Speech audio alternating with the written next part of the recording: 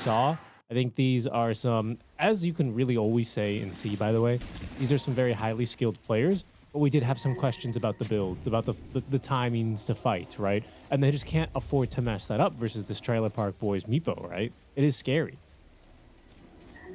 Yeah, so any weird facets, I guess. Like you already mentioned a Shadow Ma. I mean, I guess chicken fingers. I It's a think there's been choice. some discussion about the split between chicken fingers and the the massive war. I think Yes, I chicken love fingers Massive is Serpent Ward. It's so yeah, good. chicken fingers. I think overall it's just better for laning. If you feel like you need it for the lane, I think generally you can't really go wrong with chicken fingers. That's Ooh, how I hold would on, Jikroy. think about it. Jikroy. Oh, this is going to be Oh, a lot of damage. He does not have any regen, and yeah, he's dead to he's gone. rights. Oh, Perfect start there. that is very very worrisome because they're already on a slower lineup, and now you give the axe first blood. Wee. It's gonna be rough. Earns 2 apiece after the first blood, but the axe sporting a nice little boost to his net worth up to 1,000, and it looks like some creep wave shenanigans are afoot here up in this top lane.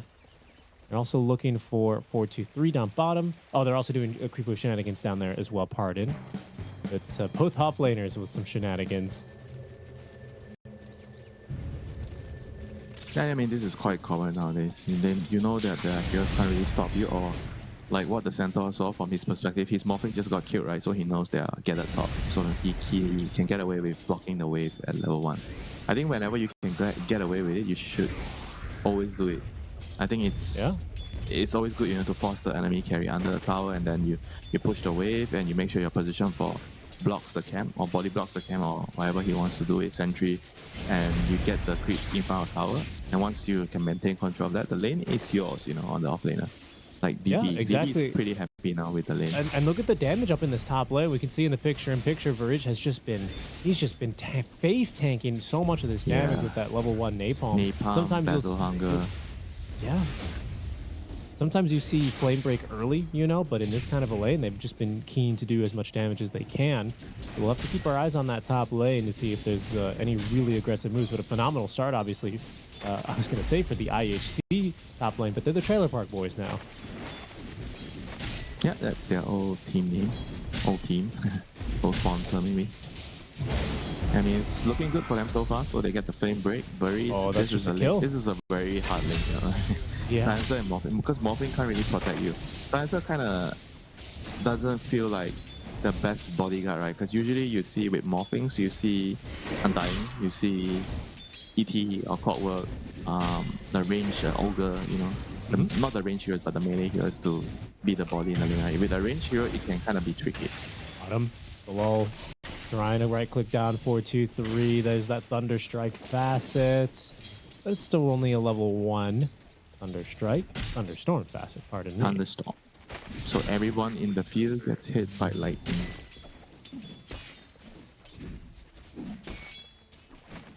But you get this facet mainly because of the better lane.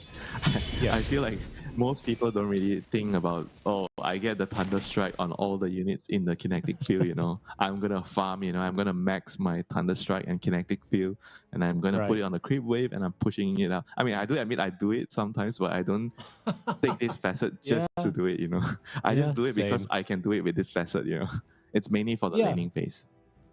So the key thing there is you're right. Thunderstrike applies to all enemies in the field, but the key sentence is the second one. Thunderstrike's slow duration is doubled, right? And you covered that in the draft, and we're starting to see why that can be so strong. Even though it was nerfed, it's still really good. Yeah. I mean, it's noticeable, the nerfs. I've played a game or two yesterday or the day before. After the nerfs, I definitely can feel it. You trade less efficiently. I think it's one right click less than before. Because before with 0.8, I feel like I can get one more right click onto the target. So I think it's one less hit now. I feel like it's still fine. Definitely not as good as like an Undying bodyguard, but Undying has no catch, right? Disruptor has catch, so you can kind of see why Disruptor cannot have a very strong laning phase, because this hero is very strong later. Of course. Yeah, no, of course. I mean, imagine you give Disruptor an Undying laning phase. This hero is gonna be bonkers.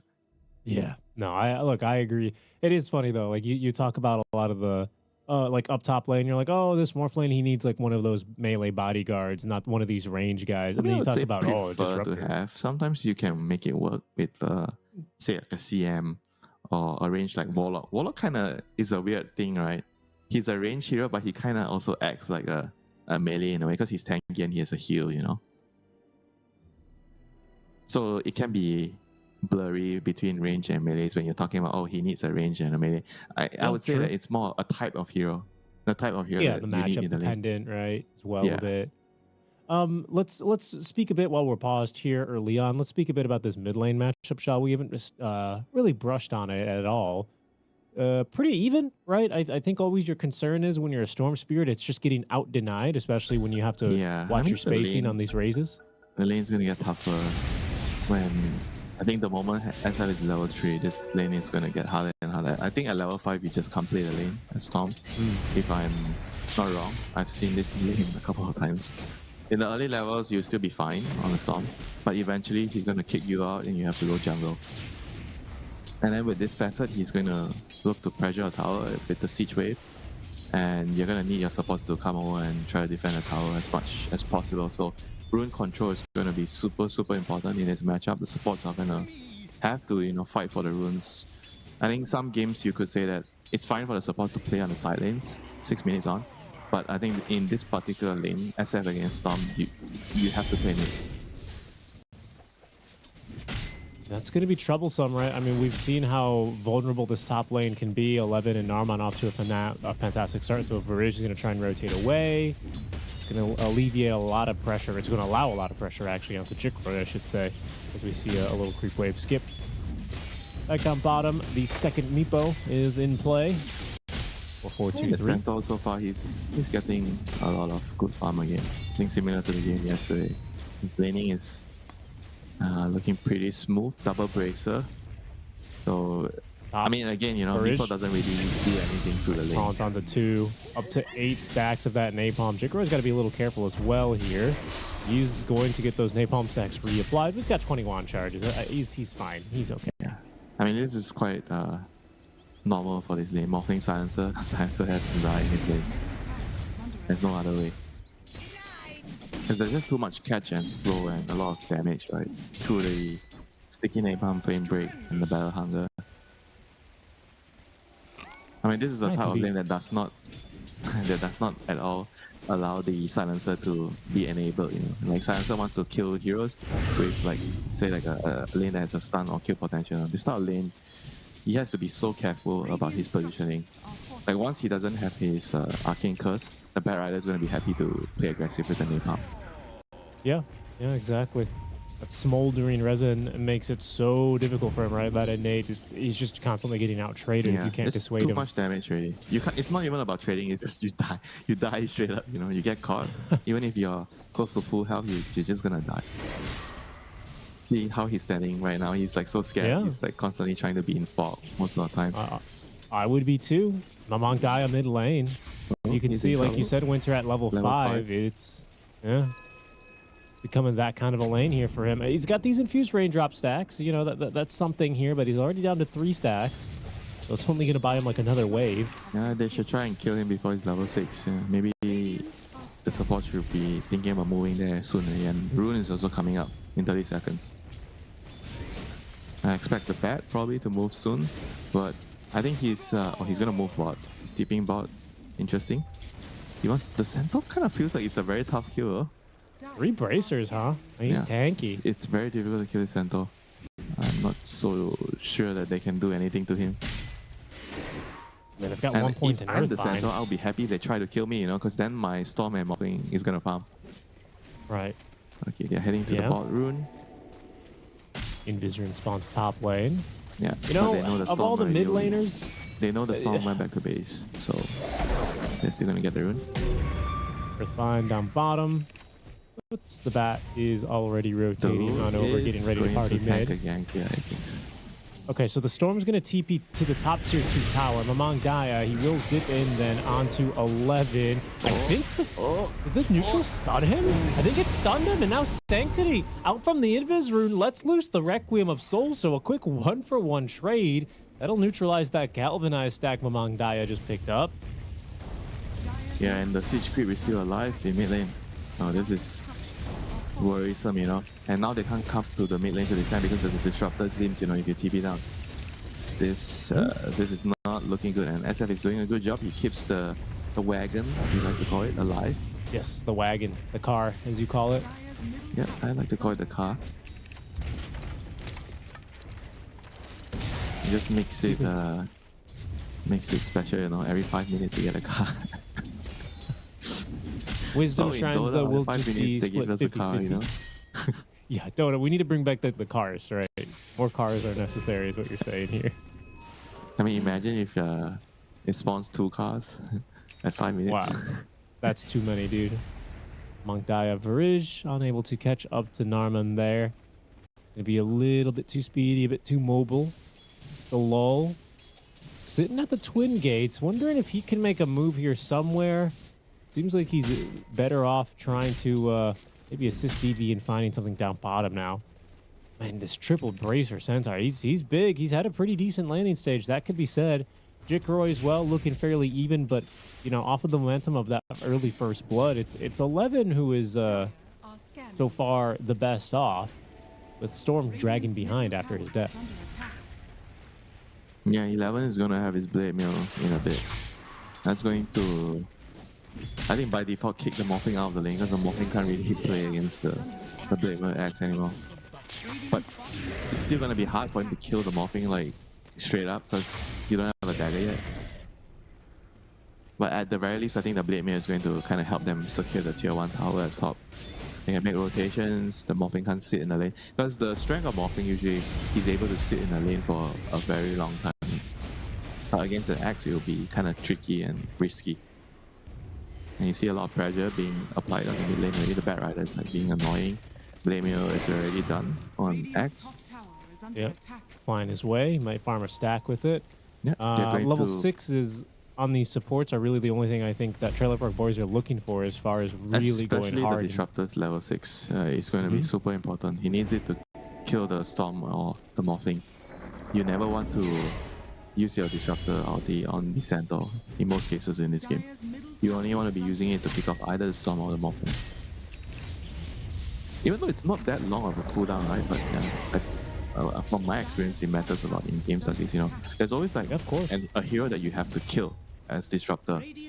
And you have to find the right hero and not use it. Even if you get a kill on the wrong hero, sometimes you can use it on a support. And it's going to matter a lot for the game here. Especially in a game like this where they have a very fast-paced lineup. Exactly. They are looking to end the game quickly. And the enemy has a very, very heavy late game scaling lineup. You cannot afford to have too many misuses of your Static Storm. Well, this Disruptor or Static Storm also kind of changes the way that heroes like Storm and Morphling need to play these fights, right? Like you kind of have how to... they like to itemize, you know all the mid laners.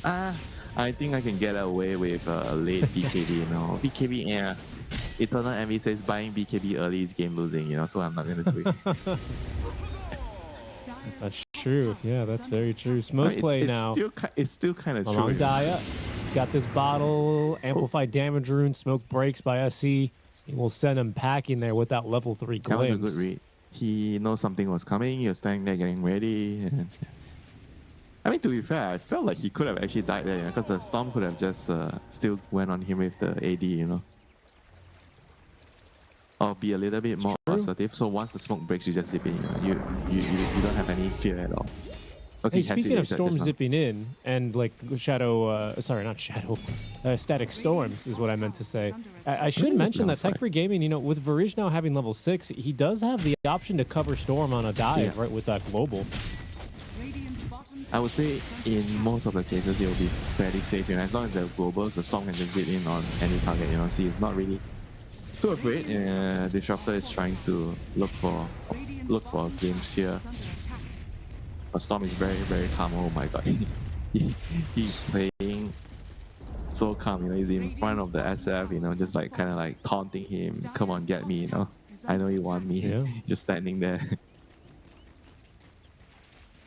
But the game is going to the game is going to begin soon. The dagger on the axe is about to be here. He cleared an ancient stacks, and now he's going to have his dagger. 100 gold. Nepo nearly at the Ag Scepter as well here for 423. Just needs 800 more gold So for that the Axe point Dagger, booster. the Meeple Axe, Shadow Fiend has Kaya, I guess. Yeah, Or Kaya. Yasha Kaya. And then you'll have level 6s on both of your supports here. Yeah. The game is going to burst into life very soon. The smoke is on its way. Axe Dagger. Okay. Well, hold on. That's the big zip. Oh, but the blink first. Oh, Global is not going to change a thing about that one. Shieldrin denied by the lull, but that's all he can do to help out his Storm Spirit. He's already died here, and a first dunk of the game for 11. He's 3-1-3 now on the Axe. A perfect blink reveal with 423, even catching the silencer. Oh, 3 for none. The tower goes down. Trailer Park Boys, they may have just cracked this game wide open. That has got to be the best feeling ever.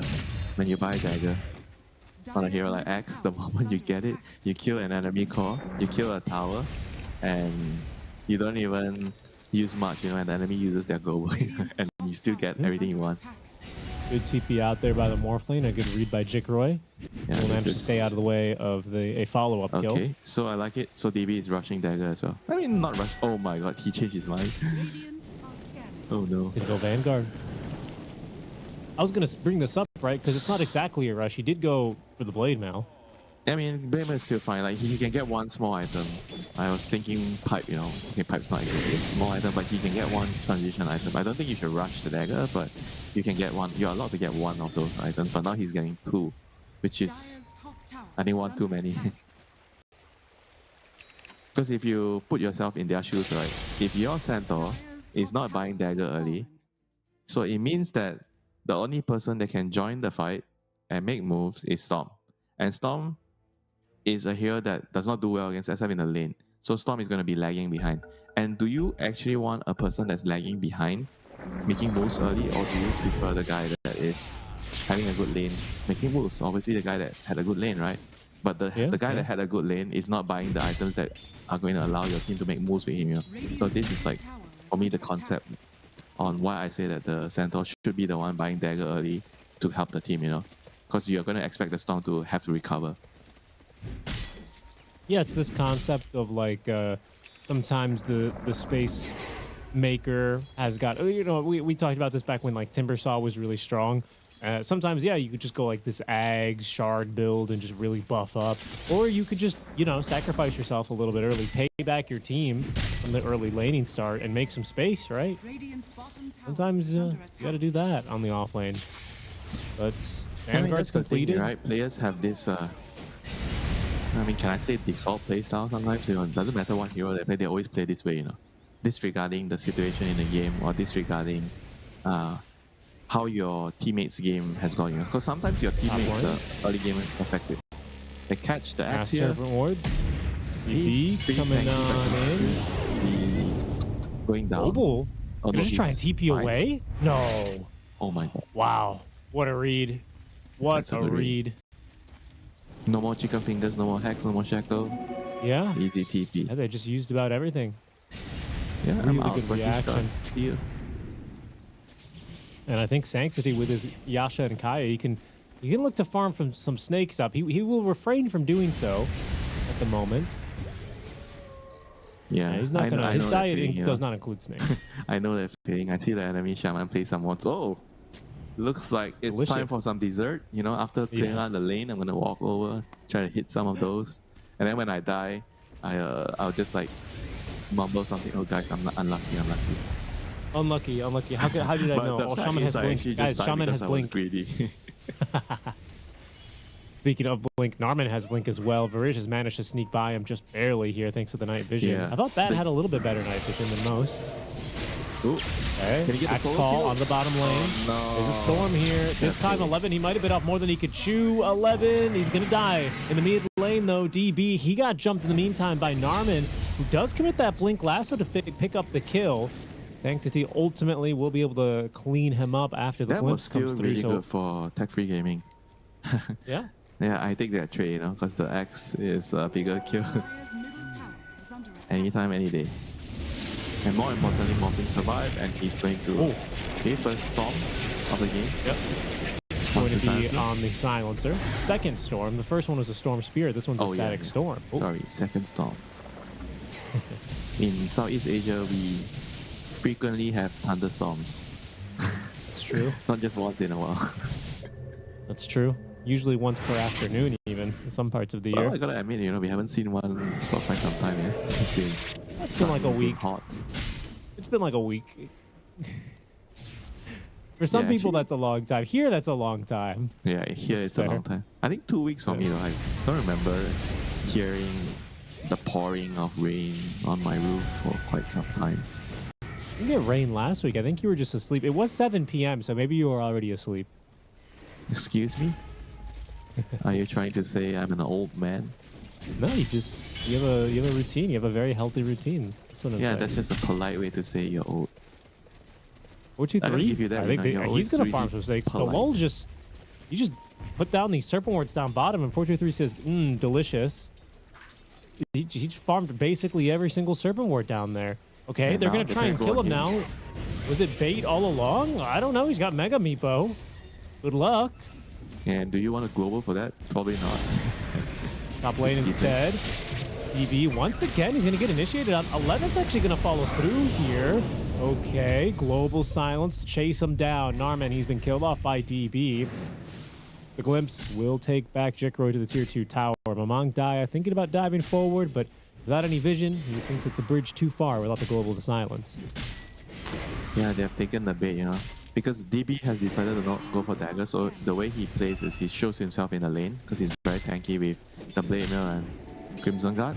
And if they go on him, it sets up like an easy turnaround for the Storm or the Morphling, with the global, So they have to be really, really careful if they see a Centaur mysteriously showing up in the lane, There's no free lunch. There's no free lunch. As delicious as Centaur may be, he is very hard to kill right now. He's got that blade maul. He has the full crimson. He's even How got a many poor man heroes shield. do you reckon they need to kill him, Probably like at least 3 of the cores. Like even with 1 core plus 2 Yeah. support, they might not kill him. Yeah, I mean, they just tried with 2 cores and the flaming lasso, and it wasn't enough. He's just so tanky here. Yeah, with the Crimson Guard proc, it means even your Meepo there hitting that probably doesn't do much, yeah. I agree.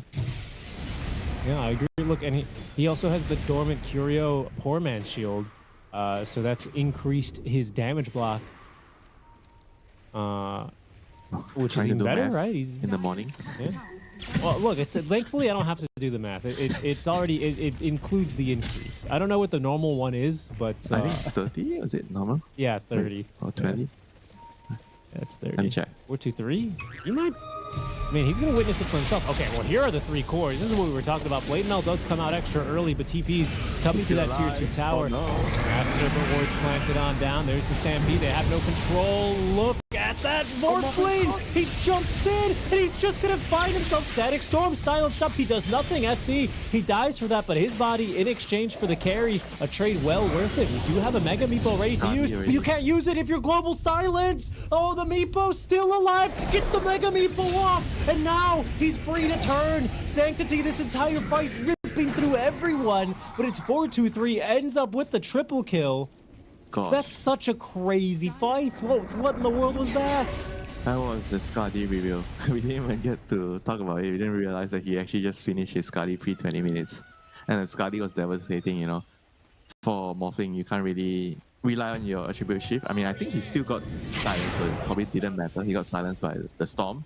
And he just died, I was surprised that he actually went into the Centaur. The Centaur was the first target that the enemy was trying to kill. And then he decided that, okay, Centaur seems like he's not going to die. I'm going to wait for me with the global. And then he just disappeared, in the Storm. I think he got a return kill. Here it is support. again. If I'm not mistaken, he morphed into the axe and then It called. looked bad, The Centaur was like still so healthy. They all went on Yeah. him. He doesn't die. He stampede, and then he waves in. And he gets caught, and that's it. The Morphling dies. He kills the axe in return. But then that's all your damage down the drain. Nobody has enough right-click damage to finish off Meepo. I mean, they almost killed the Meepo, actually. They were even so without close. The Morphling. Yeah, They were that so Mega close. Meepo, very, very close. The Oh. silence was ending. That's Oh. wow. GG. They must have been within like 50 HP or so. I think one extra right click and he goes down. All of a sudden, it's just such an ugly fight there for Tech Free Gaming. That's Yeah, rough, that was, man. Meepo having better base magic resist. One of those heroes that has better magic resist. It's a really good point, actually. You don't always He think actually about didn't that, die do you? because of that. No, you're completely correct. I I agree. mean, It's now because it's not like he's there's any. super tanky with the Sky. And I think without the morphing at this point, right clicking on him, they are probably not gonna kill the Meepo. It's gonna go for this disperser next as well. After Yeah, the diffusal, so you you can know. remove the silence. Yeah, and the move speed's super nice too, honestly, for this kind of a hero, isn't it? Run away from the stampede. That's true. Or run after them in the stampede. Run after the stampede. Yeah, The that's Meepo true. You can do stampede. it like that as well. If you're ahead enough. BKB for Sanctity on top of this Kaya and Yasha. Got this Blink Dagger in the quick buy. That'll be ready here relatively quickly. This Trailer Park Boys starting up the Roshan. BKB flying to 11. I mean, they're hitting a pretty big time in here, Winter, it seems like. Yeah, Look how this fast is what Boys we goes call down. the high ground timing right there. I know I always say, oh, don't go the high ground. High ground is dangerous. Don't go there, you know. Remember what Obi-Wan said? I have the high ground. Don't come up. But this time they have enough lead. And with the type of heroes they have, SF and Meepo. Bye-bye. Especially if they jump a storm. Especially if they jump a storm and a silencer. Oh, they've got the silencer. They've got the storm. The Blink Requiem. They can't even get the dunk. Oh, he did dunk them. Okay. Wait, what? What did he? Oh, no, he did dunk him. Okay. He did dunk him. Big kill. Beautiful pickoffs. 3.2 armor harvested by Axe. Apart from the galvanize that his Axe counter. I mean, there's a lot of things like this nowadays in the game. Pudge with the counter, silencer with the intelligence steal. You always have to keep track of those things, you know. It's true. Slaughter. Yeah, Slug too. EB. He doesn't have anything. He may not have a life much longer. 11 makes the jump in, and there's just so many Meepos. They even threw the Blade Mail, even threw the Crimson. Oh, he never actually popped the Crimson. He didn't get a chance there, 11. Oh no, the stack. Yeah, right. What is that a cooldown from? Yeah, he missed the jump. Missed the job. Whoops. It happens. Yeah. Uh-oh. Coming? A little few cheeky earth binds. Oops. That is actually one of the things I like to do with Meepo the most. Permanenting, you know, just because I can, you know. That's interesting. One of the things I like doing is banning the Meepo. Okay. Anti-fun, Richie. Yeah. I mean, look at it. He's just destroyed your barracks, man. 1 second they're there, the next they're gone. I mean, he's 4-2-3 Grandmaster Meepo for a reason, huh? Having one hell of a game here. 6-0-3. I think every qualifiers, whenever he's playing it, it always pops up once or twice, you know, his Meepo. I mean, even when he was on Secret, he plays this hero, you know, he's really confident in this hero. It's just like good reason. Seems like he knows his timings. Okay, global silence to cover for Jikroy. It's going to allow them to pick up the kill on a Narman. But 11 here, he actually finds the Storm Spirit. The Meepo's going on in, but a nice save there from the Centaur. And the Statics going the second too late to Mamang Daya, able to zip out with the BKB charge. He's going to go back in. There's a stampede, but they're losing these heroes. That's 2 cores down. And Jikroy, he's just not big enough to fight versus them all, especially as Narman buys back. Oh, they've caught him with the glimpse. The Glimmer Cape's not going to be enough to protect them. The Perma binds Jikroy. He gets another wave off. He's actually almost gotten through that Aegis, but he just can't quite focus fire here. Jikroy, down he goes. That was a nice such attempt. a tall He actually order. turned into the SM and he almost killed the Meepo with the race. Very close. A nice attempt to bring someone or drag someone down to the grave with you. But it still means he can't stop the push on the Meepo ending the game. Yeah, he literally is just going to end the game now. Buyback on your Storm here, but he's respawning in 7 seconds. It's your Morphling who's dead for 45 seconds without buyback as 4-2-3 will at least double back for the second lane of barracks. Bot lane still has the tier 2 tower. Oh, look at how good that Crimson Guard buff is. Fortunately, it only lasts 8 seconds. Yeah, it used to last a lot more. I got nerfed.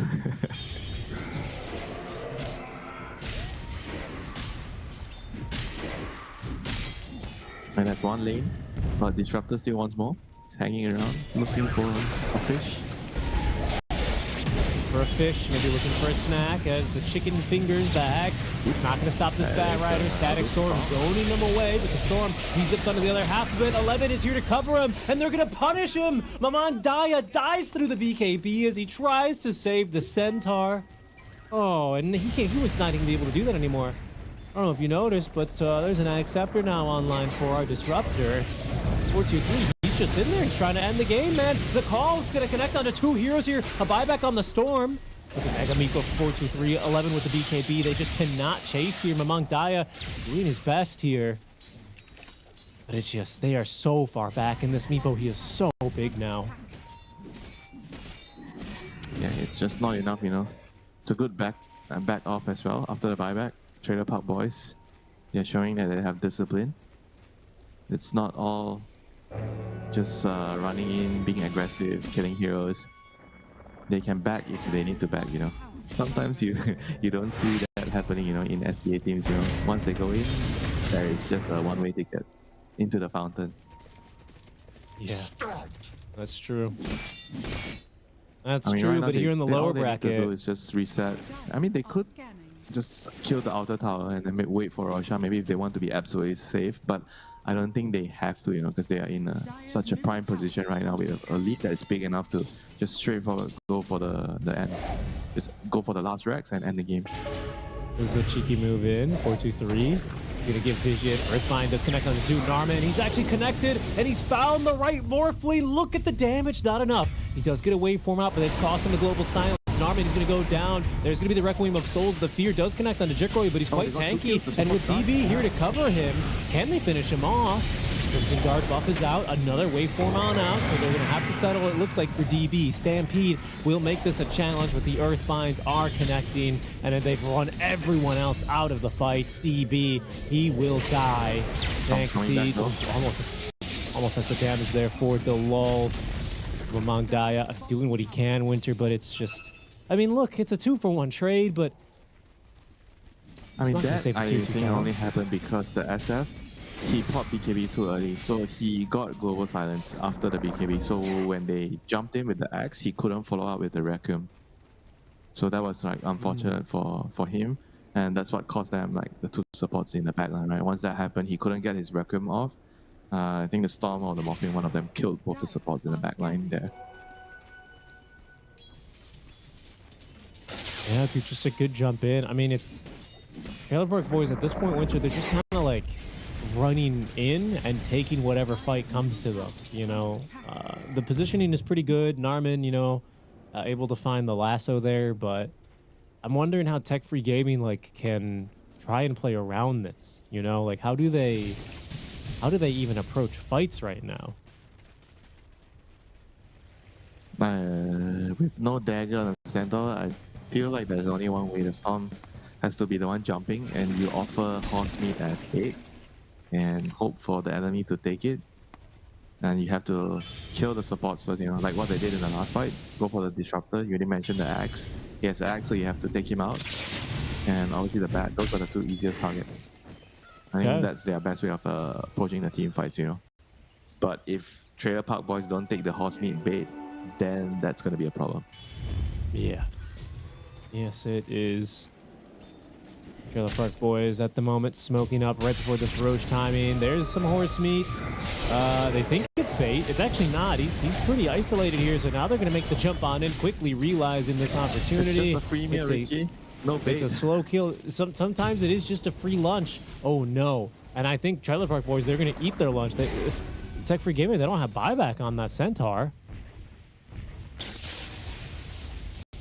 Nope, he does not have buyback, so this is going to be a problem. Next call? Madman? He's actually caught the Morphling. There's going to be the Static Storm. Sanctity, this time he waited to BKB, and the Requiem, it's perfect. 4-2-3, godlike now as the GG is dropped. Trailer Park Boys, they will dominate in game one here off of the cheeky Meepo pick. Even almost getting an additional kill there at the end. But See how it goes. I think it can work. I just fancy more of like a more stable, like I mentioned, the tanks, the center, the pit lot, Just feels like the game is harder to lose, It's more stable. But with the axe, things can go wrong, No. We've seen it a few times the last game. I think once or twice where he tried to kill the carry and then he dies. Yeah. He kind of, I don't know if I should say, javated himself into doing something bad. Because your axe, right? I think it's going to happen. You are going to see an opportunity. You think you can go for a solo kill because that's just how the hero works, right? You see a hero showing up. Sometimes you don't ever know that if he's alone or maybe you're unlucky, so you don't get the kill and then it kind of ruins the game. But right now they break the smoke. It's a late smoke from first blood with CM Pudge. They read it. Puck broke the smoke. That's very nice. They're all in very defensive positions, if you notice on the trailer park boys, because they know it's CM Pudge. It's very easy to get first blood. Oh yeah. If there's anything that Pudge does, it's almost guaranteed he's gonna win you these rune fights. At least in theory. Yeah, I agree. It's very difficult. Winter, real quick, I just wanted to point out a few interesting facets that we've seen. There's 3 in particular. One of them I want to call out is Call Out. 11. He's changed. I thought he might go one-man army again for that solo play style, but he's going for the bonus attack speed. So last game he felt like he needed more armor. This game he felt like he wants to go. So this facet is more for solo kills, I think, because it gives them more attack speed. I think it makes your call and your helix a little bit more lethal, that's for sure, but at the own cost of perhaps some survivability. But it does make your early calls a little weaker because I think with the one-man army facet, you just had a lot more armor if you were not next to your allies. Yeah. So what's the other one you're going to talk about? Double jump for DB. Makes sense into this tough lane, right? But no thunder roll for these early fights. I mean, the Pudge is right. I think most of the Pudge has gone for the Rotten Core now, even as a support. You just trade very well once you get your rod. You get a lot of damage, like what? I think 20-30 damage at level, the first couple of levels. It's 20% of your max bonus damage, so you get quite a bit of damage. He doesn't land the hook there, but our eyes are going to be glued to Pudge. Whenever you see Pudge support, you're going to be looking to see any interesting moves. Is he going to be the hero of the day or is he going to be the zero of the day? All you off-laners out there, whenever you lane with a position for Pudge, it is either a nightmare or it's going to be amazing. Yeah, either the easiest and best experience of your life, and you consider adding them to your friends list, or you just rage Q go next. If I lane with a Pudge, not that I play off lane a lot, if I ever have a position for it, doesn't matter if I win the lane or lose the lane, I'm not adding that person. I don't want a Pudge play with me. What if he's like godlike though? What if he's like literally like perfect Pudge Call player? Pudge, fine. No support Pudge, please. Oh wow. He's not a believer. That speaks more to what you believe about Pudge. Actually, it speaks more about yourself than what it does about Pudge. That's what I'll say about that. I just don't believe in support Pudge. That's it.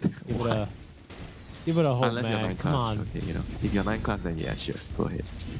All right. But he removed everyone from his friends list, so he's definitely not adding you back. Not that I was ever on his friend list. Look, I was letting the people think. Maybe there's a chance. Yeah, maybe. I would love to be on his friend list now. Learn the ways of the Slug, learn the ways of the Terrorweight, learn the ways of Pudge. His newest endeavor. You're trying to cook up the support Slark. We'll see if we see more of it here in these quals. He's not here in this game. Much more standard nowadays. Support. I gotta say, we're probably not gonna see maybe in your too hands. We'll see what 9 class decides. Whether he likes it or not, he's gonna have to, accept the fact the hero got nerfed and move on. That's very true. Yeah, that's very, very true. How are our lanes playing out so far, though? Any big surprises here? There's a hook actually on a 4-2-3. He might be in some trouble with the blood grenade, giving chase the double jump DB. He's got first blood, and he'll have a second here by the looks of things. Let's see, even with the deluge, mirror image is not going to last a single second longer. DB picks up a nice double kill. Mamang Daya starting to put in some damage mid lane on a Sanctity as well. That is precisely what we are talking about. That's what we want to see, the Pudge in action, I think Naga has to be more careful with trying to run up and be aggressive with the Deluge, because once you use it, there is no way of saving your dear Shadowfiend, your precious Shadowfiend. And he probably also has to, I think, play more on the left. I think that's something that you have to be mindful of when you're playing into a Pudge and you're the support, right? Because you kind of have to protect your core. The SF even more, because he's very weak. So you have to stand to the left or wherever the Pudge moves. So the Pudge is going to be shuffling left and right on the lane. So you have to kind of always give vision, either put wards or use your illusions or use your body, your real hero, to scout out the Pudge, which is extremely important. And 11. Oh, he's not He's going to get a call. Look at the attack speed. Oh, yeah, he's got one. Nice. Jikroid, pretty tanky, though, with those wand charges. He does have Afterburner. He's very fast. Can he finish the kill? Jikroid hiding behind a tree. Ooh, they see him. Oh, nicely done. Narman picked them off. Sniped. Really nicely done. This Willow, by the way, with a quelling blade. Just to really make sure she can get the kill. Wards. I think usually you get quelling blade so you can cut some trees to put some wards down. Yeah. To block the camp. Actually, I see they still have this tree spot on this camp that you need a quelling blade up top. Which one you're talking about? Yeah, that one. That's very annoying. So I think maybe Narman was doing a little bit of a cheeky D-warding up here. It's this one now that our observer can see it. And guess what, Richie? Here comes Puchka. I want some axe meat. Nope, he's gonna get his TP. He's gonna cancel his TP, I think. Maybe no, he just canceled the TP. He maybe thought the DB was going to be in some harm's way, so instead 11 and Narman, they will fight by themselves. It's not looking so good for 11. He's going to go for the call TP for that bonus armor. Canceling his TP now. that he is. That could have been a kill. Instead, it's not going to be much gained. Mamang Daya mid lane onto Sanctity. The quick silence there. Mamang Daya, he doesn't have spells. He's got another Aether Remnant, but it was still a second away, so Sanctity, he will turn and burn Mamang Daya. A bit too aggressive there on the level 6. Pays the price. Yep, pays the price heavily, That was a huge return kill. Good rotations from Naman coming in to save his mid laner, which is something that you always want to do, or be on the lookout in his position for kills like this. And DB as well, playing aggressive, and SE this time blocks the hook, or tanks the hook, whatever you call it. As long as SF is not hooked, I think that he is pretty much happy. But DB wants to he's still a swashbuckle. Another shield crash. The coil is not going to be in time, but Sanctity, he's here for a return kill. Mamang Daya will mirror this rotation. However, all of a sudden, it's a 3 versus 1. Sanctity is going to find a 4th hero here. Varij will connect on the Frostbite. A hook is ready, but he's a little too far away. Oh, phase shift. He perfectly dodges it. Will it matter much for Sanctity? At the end of the day, absolutely not. Mamang Daya. Another bout of spells, and he's good to go. Just showing up in numbers, we always say you have to win the numbers battle in the early game. And they brought in 4 heroes, they killed a couple, and now Wisdom Shrine, the Naga's trying to snipe one, but Pudge sniffs it out, so Dalu is there. And this guy is really an aspiring 9-class player. This Dalu guy. He plays Ricky, he plays Slug, now he's playing Pudge. It's just being as annoying as possible. Let him have his fun. I have nothing negative to say about that. He deserves it. Yeah, it's very rare in competitive Dota you can win and have fun at the same time, And if you're 9-class, I'm pretty sure you're having both of that right now since he's winning so much. Yeah, that's true. That team's looking phenomenal. It's level 6. Holy! Yeah.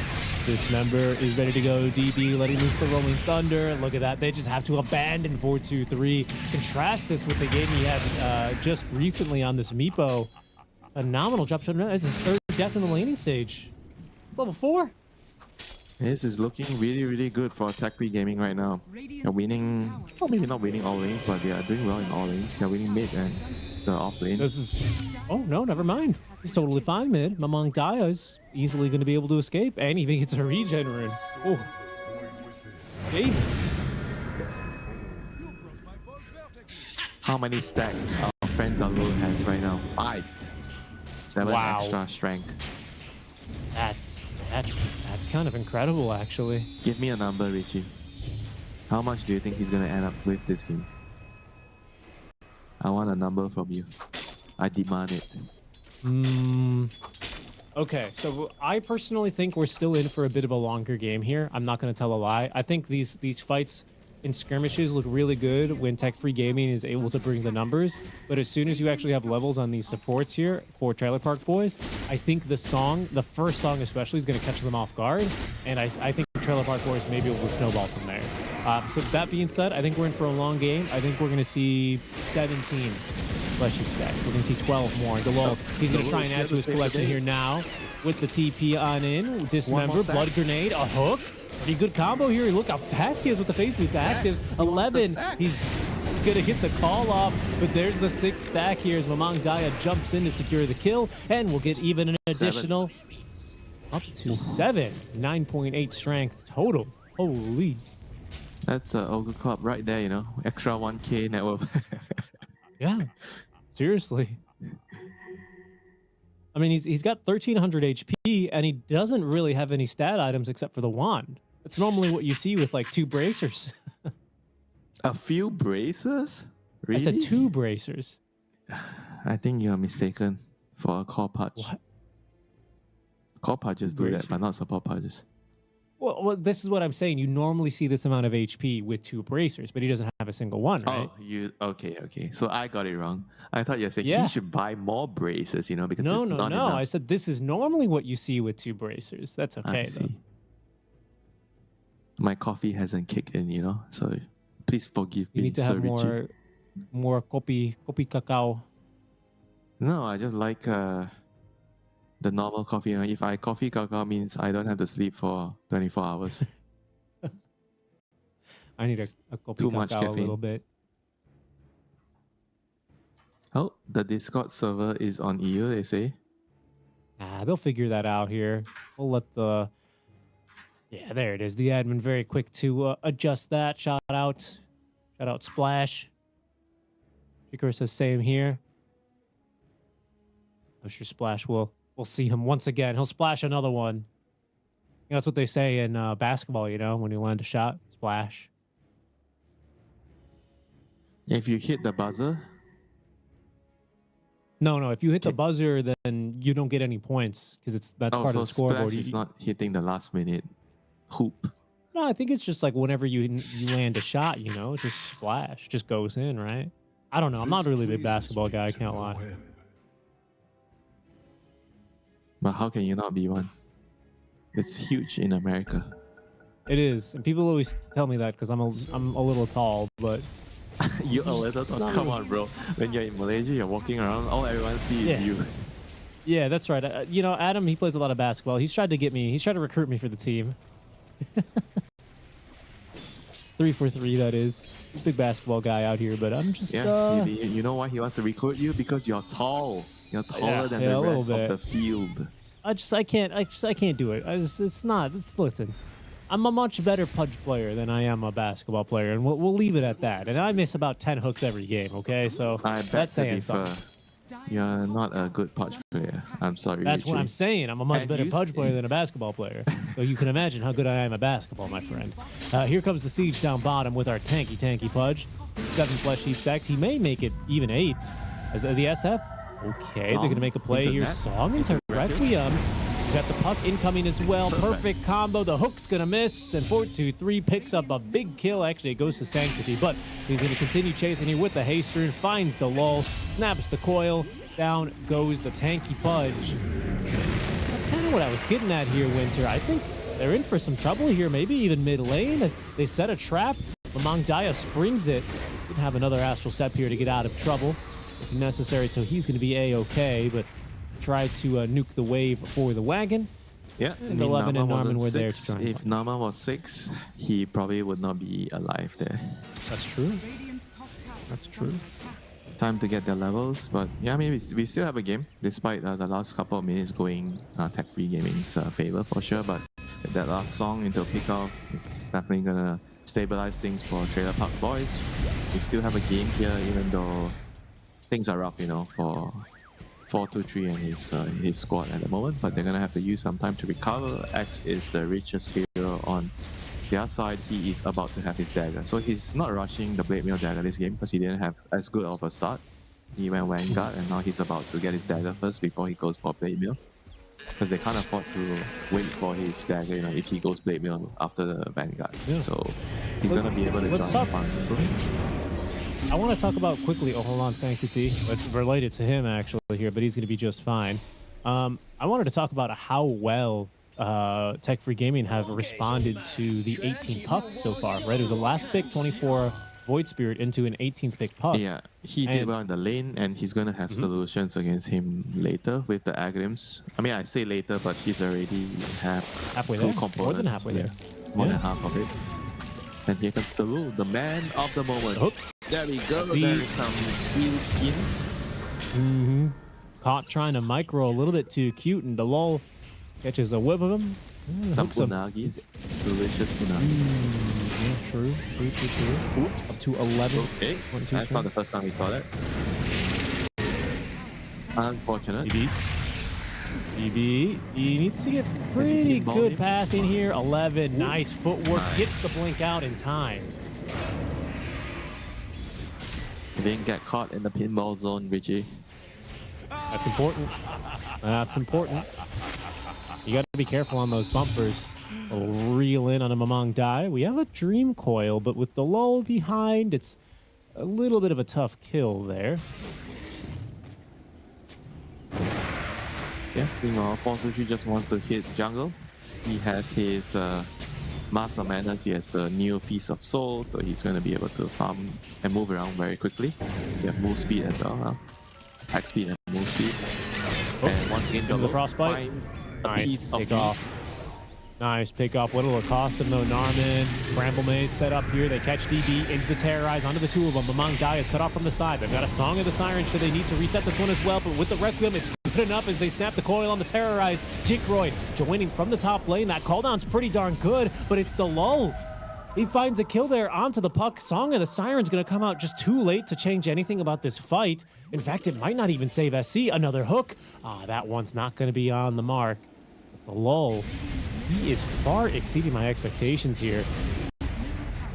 10 Flesh Heap stacks here. Yeah, he's having the game of his life right now.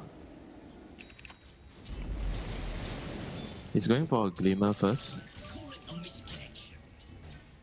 I was kind of hoping that he would be a bit more adventurous, go for a Blade Mail first item.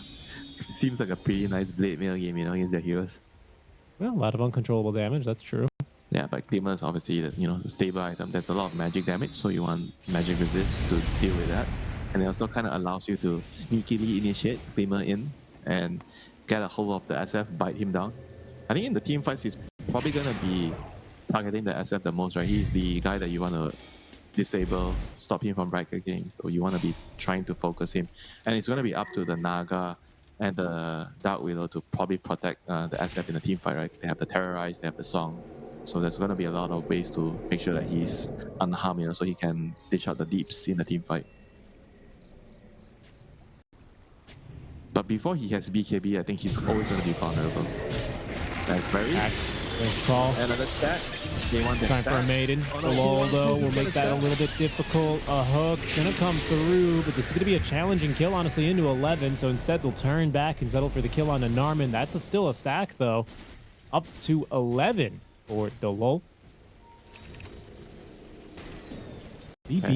he's going to I twin can gate back imagine how bottom, much but fun he's having right now, Richie.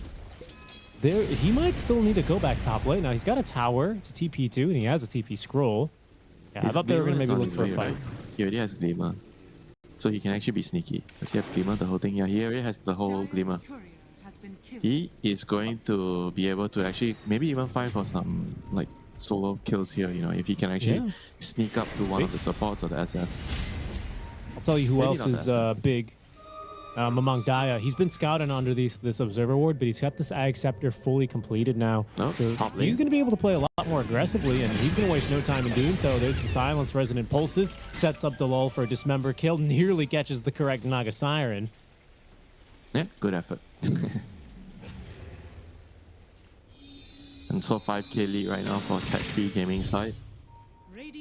Gyro is free farming. I think eventually Gyro is going to He's gonna be joining the fights more frequently. Right now, he still doesn't have BKB, you know, building into an axe, so he's not exactly very, very keen. I mean, he can join the fights, but he's not like looking to fight all the time.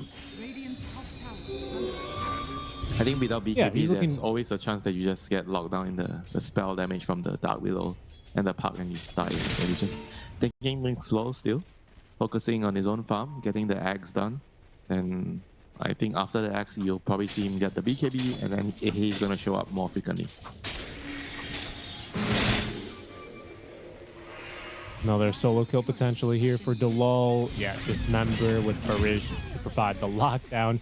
Flesh Heap stack number 13. Dude, I think I was off. But what number do you say? Do you even give a number? You didn't give a number, right? I said 17. I said 17. Check the tapes. Dude, 17 is so low. Well, to be honest, I thought we'd see more Naga songs. Right? I said when it was like 5, I think. And then he got 2 more in a minute. And then I went, oh God.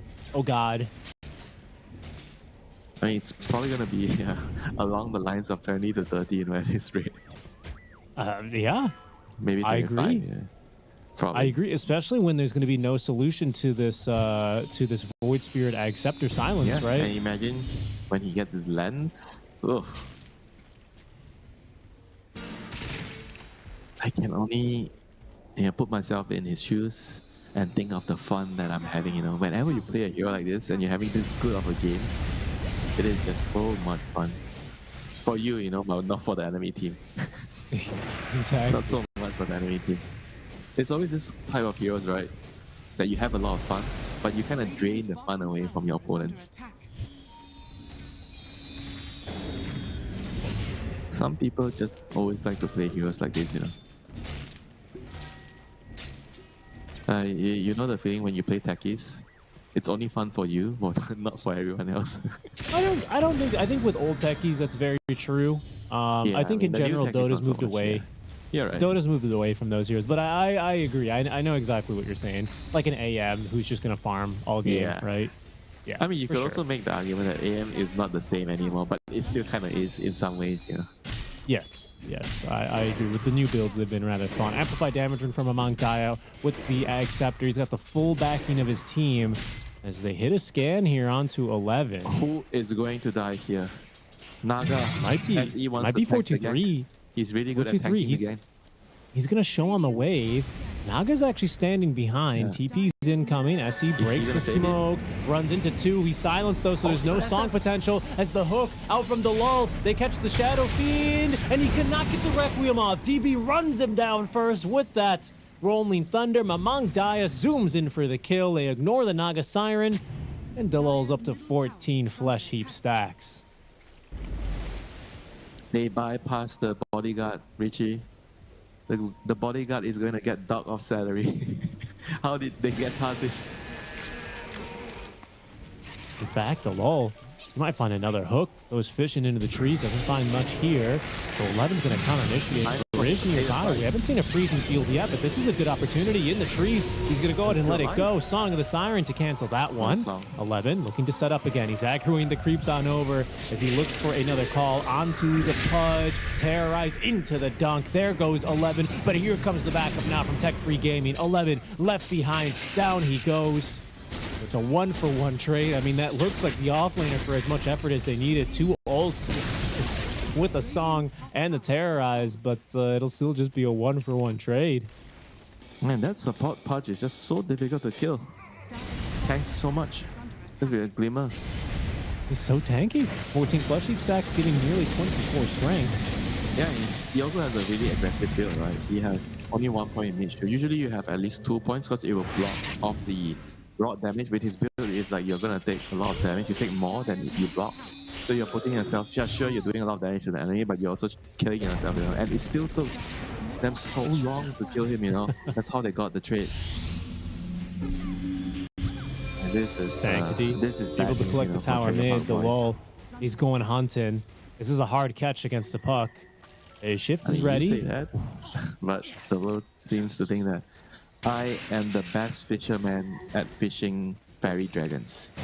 Okay, you miss 100% of the hooks you don't throw. Smoke play here, though.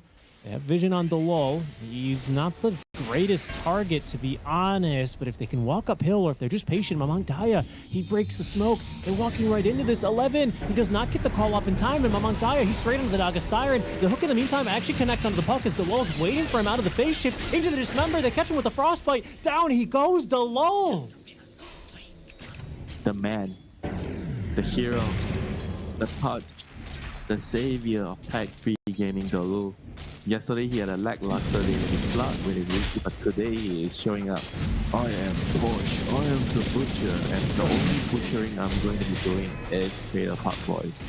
And right now, they're going to get Roshan as prize or as a reward, for his heroic initiations, on the pudge. Distortions. Seriously, dude. 8, 2, and 8 on this pudge right now. I mean, look, you're telling me you're not adding Delol to your friends list after a game like this?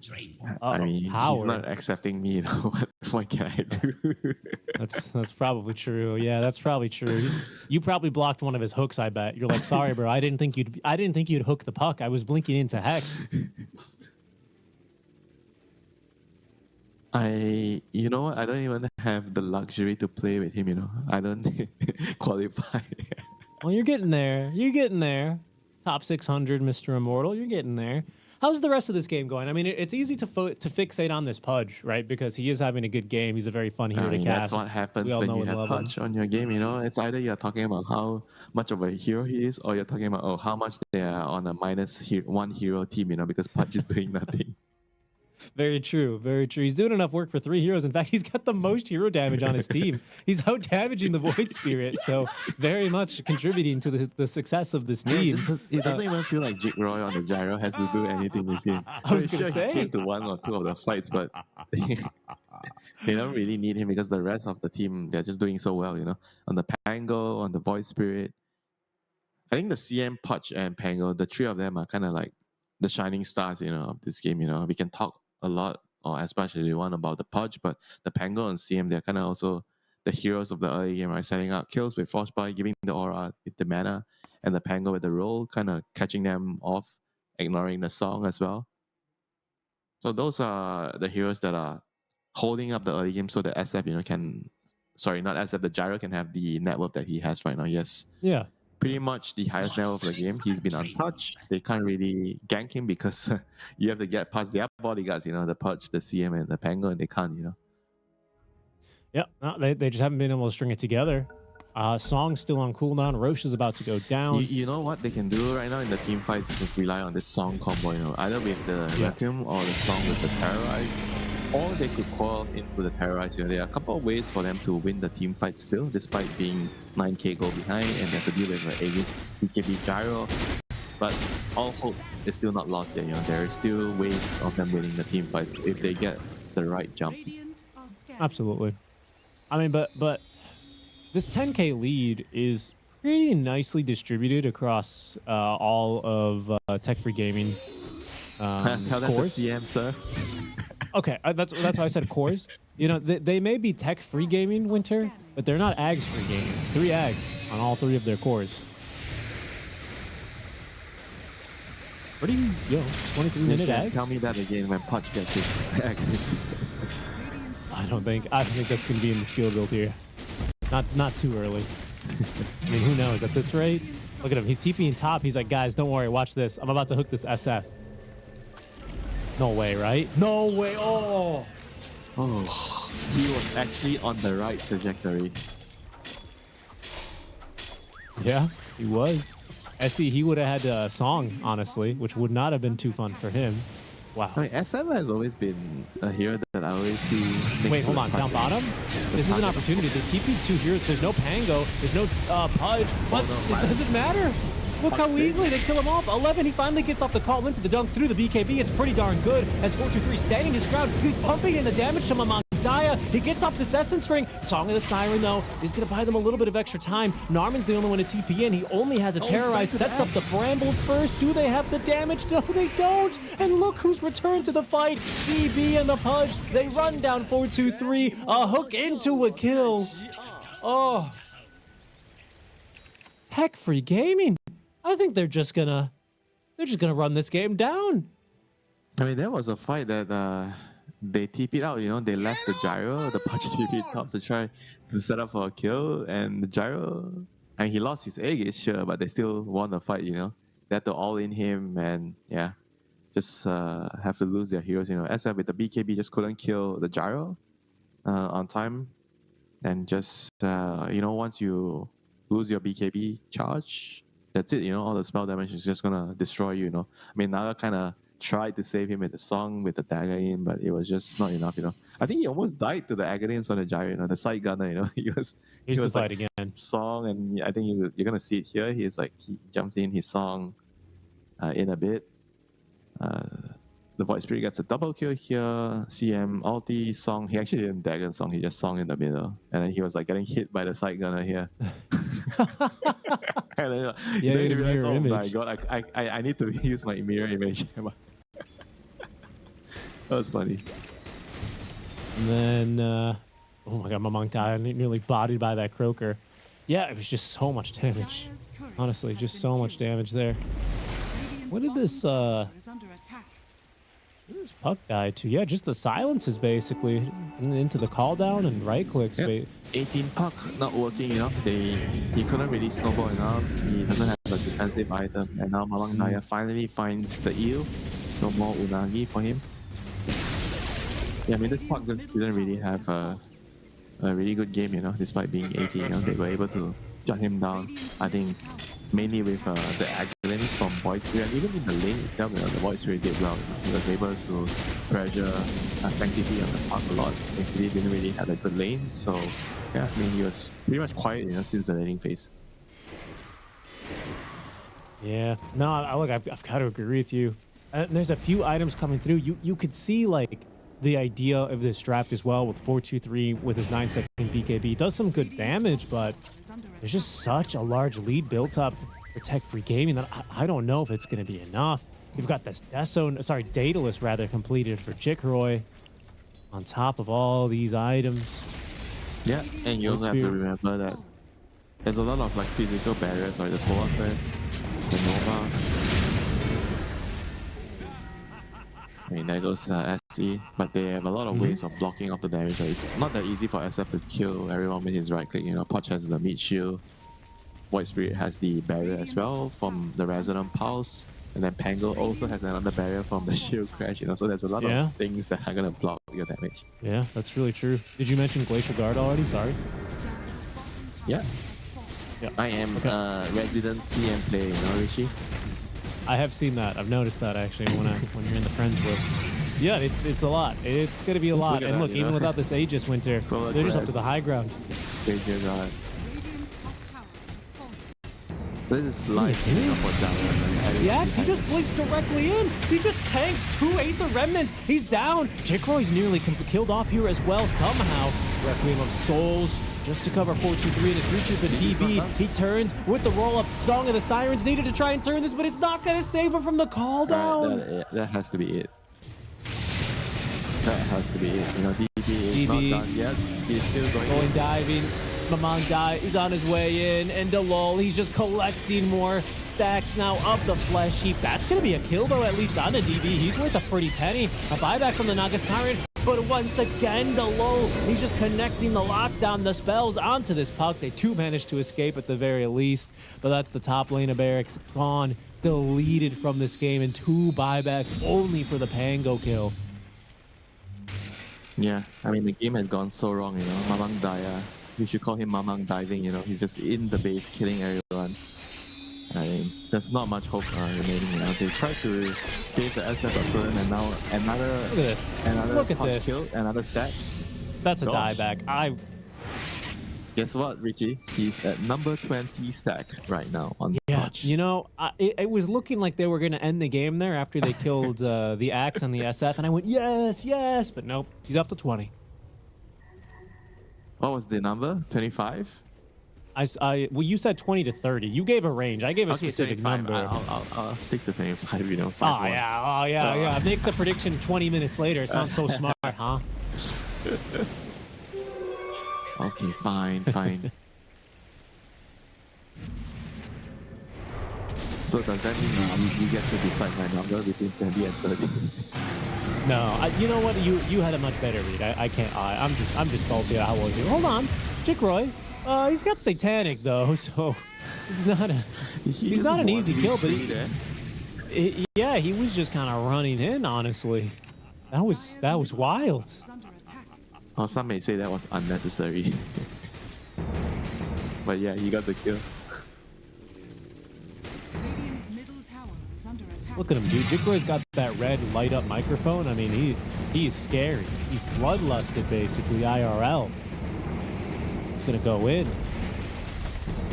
Again, even without this Aegis Winter, they don't care. This Axe just completely shut out of this game. It's felt like as they find SC from behind, trying to plant down some wards. He becomes Flesh Heap Stack number 21, ladies and gentlemen.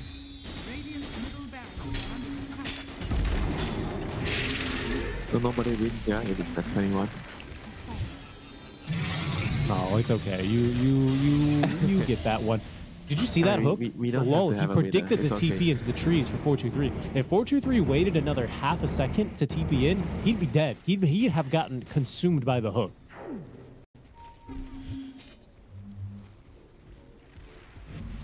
Yeah, it's kind of it's tough, you know. They can only rely on the team fight. I imagine even if they land some perfect song into Terrorize or song into Requiem, because it's difficult. The Gyro's just gonna BKB out as long as he has his BKB. Okay, another kill. Malang Dara and PC Dalo. Yep, and to dismember in the base. The wall, he's just in there. The wall's just in there for his 20-second stack. Oh, look at them. This game has been over for quite some time. I think we just have to see like because they are hoping that tech-free gaming are going to try to fountain farm them or make a mistake, you know. I think we just have to see like some song into Requiem. I don't think there's any way back into this game. I mean, the thing is, he's just gonna BKB out. They can't kill the Gyro with this combo, you know. Yeah. No, look, it'll be I tough. don't He's think you can got instant SNY. frame perfect, like time it, you know, to the point where he can't BKB out. I think it's always gonna be, he's always gonna be able to BKB out of that. I'm pretty sure it's not gonna work. So if that doesn't work, it means that they can only kill him if X lands a call and then you go in and Requiem, BKB Requiem beside him. Okay, well there's the call. The BKB Requiem's just not there. 423, he's just dead. He's just dead instantly. The damage from TB and Mamang Daya with the control necessary. GG is dropped. It's fallen apart. No song even came through. This one is just over, Winter. Yeah, it's over. Hutch will end up with... A puck is not going to be that same kind of shutdown material as the Void Spirit was in game number 2. I actually think that this lane is harder. I think the this lane, sure. Harder. Tiny in I think the lane's harder, but the mid-game timing, I think it's much more okay, being fine. in That the right place. True. It's not, yeah. The X on and the that's, Void Spirit is more devastating for the puck to deal with later, whereas Tiny is not so bad. Exactly. We'll see how things get going here in game number 3. Thanks for joining us, folks, on a Saturday afternoon. Hopefully you're enjoying your day and enjoying some nice Dota here. We're in the lower bracket for the road to TI SCA closed qualifiers. Both teams winning a pretty convincing game apiece, but it's down to game 3 here to determine who moves on and who's going to be eliminated in this first round. So guess what? It's not Fire Dragon, it's a Poison Dragon, and it's Massive Serpent Ward, so no chicken fingers. I love Massive Serpent Ward, though. Big I know, chicken. that's why I brought it up. Thank you. I think it's super good this game as well, because no one really wants to be hitting Massive Serpent Ward. They all have pretty terrible attack speeds in general, with the exception of the Gyro. Oh, Chickroy, you madman.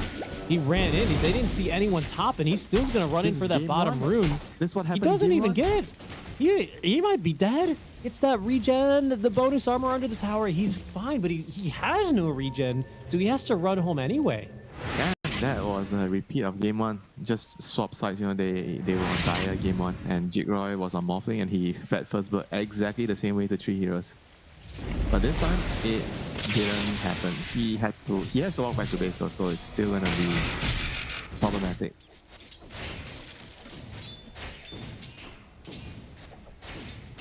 Well, it's still a bit problematic. As you say, he's back into lane now, but a repeated pattern there as Trailer Park Boys proving to be a little slippery here at the Rune fights. Runes still go 2 apiece, and we're off into the laning stage without a first blood then.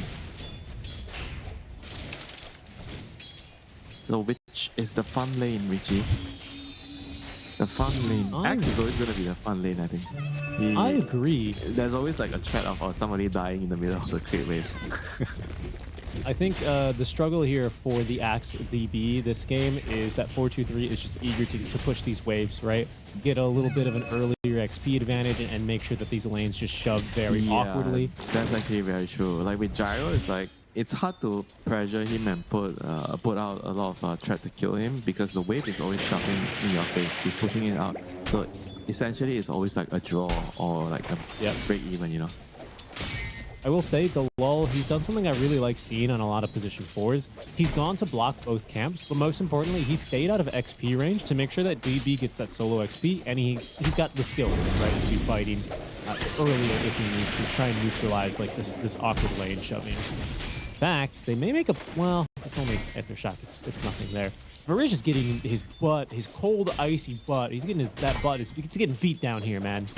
It's not a fun lane for him. He's getting melted by the Cinder Brew. Igniting on him. Doesn't make sense. Like he's ice. How can he be ignited by Cinder Brew? He's a pure ice. Alcohol has a very low melting point, you know, so it's going to be really effective at burning through that ice. We're going to go. Dude, oh, the whip! It's aimed the beast! Oh, they need a little bit more damage with the stick charges coming around through. Varish, he's just fine. If you're wondering why they're just bullying the AA and leaving Jikroy alone, well, that's because Jikroy's a Dragon Knight after all. What are you going to do against this guy? He's got 10 HP without a tango running. Top lane, the lull. Chicken fingers, Richie. That was a kill on the Gyro. Yeah, careful here. Chicken fingers are not going to be able to save SC, but SC is going to get out juked. So Delol pops this healing salve, juke it around in the trees. He will be A-okay. And who's getting fails to collect the kill. The Lul and Narman, so 1 apiece. 1 for Tech Free Gaming, 1 for Trailer Park Boys. It's gonna be a heated game 3 here, you know, it seems. We're building into a very exciting game. Yeah, nobody's I love going it. to outright win the lane. It's gonna be a bloodbath in the mid game. Something that is going to be very notable in this bot lane, unless there's more regen here. There's more regen here. I was going to say, Varish, he ran out of tangos. Yeah, he had to run out of regen in the lane, so he had to play very passively until this courier delivered some more tangos. He's okay for now. So we can see top lane. That ward is not blocking the camp. Tech Free Gaming forced to interrupt this pull the old-fashioned way. And they reblock the camp. Both camps blocked, by the way, right now by Tech Free Gaming in this top lane. Why is that? Why do they want to block both camps up here? I think the first one, the pull camp is probably to their favor. The medium one is a bit strange. I think because it's against a Gyro. Gyro can flank cannon and abuse that. I think that's probably the main reason. Because you rarely see them blocking both. Usually just one. So much damage. Oh no, the double bracer, arts. you like to highlight the double bracer, you know, saving lives. Yeah. I mean, also doing more percentage-based damage on, in this instance, on Impalement Arts, right? But it will save his life here. Yeah, this lane is tough for the DK, but he's still CXing well. I mean, he's taking a lot of punishment, but CS-wise, he is doing very well. 24 and 3 against the 22 and 2 of Brewmaster. And with his innate, he's going to be back to full in no time. Very true. The Dragon's very true. Blood has a lot of healing properties, you know, they say. That is a big fantasy trope, actually. You're completely correct about that. Mid lane, we do see the Tiny get kind of bullied and out-regen out of the mid lane at the moment. So Lamont Gaia with a very small lead. Top lane, though, they do have a call underneath. 4-2-3 finished off. Nice opportunistic kill here. First blood goes to Delol, but DB very happy with that kill. Now they just got that full Vanguard. He's going to be a bit more of a threat in this lane. Yeah, and looking at the CS, Puck is actually ahead of Tiny. Mamang Daya has Sanctity's number again, you know. Last game he was able to beat him with Voice Spirit against the Puck. Now he's on the Puck and he's beating Sanctity on the Tiny, you know. So both both games, getting the better of him. Absolutely. And I think what's really troubling here for Sanctity is you look at his supports, this Ringmaster, this Naga, I think they kind of suck at rotating and fighting into this puck. Puck is not scared of those heroes. Yeah. With the exception of Song, of course. That's different. Once every a million years, you song and try to ensnare him. But Exactly. outside of that, it's going to be tough to kill him.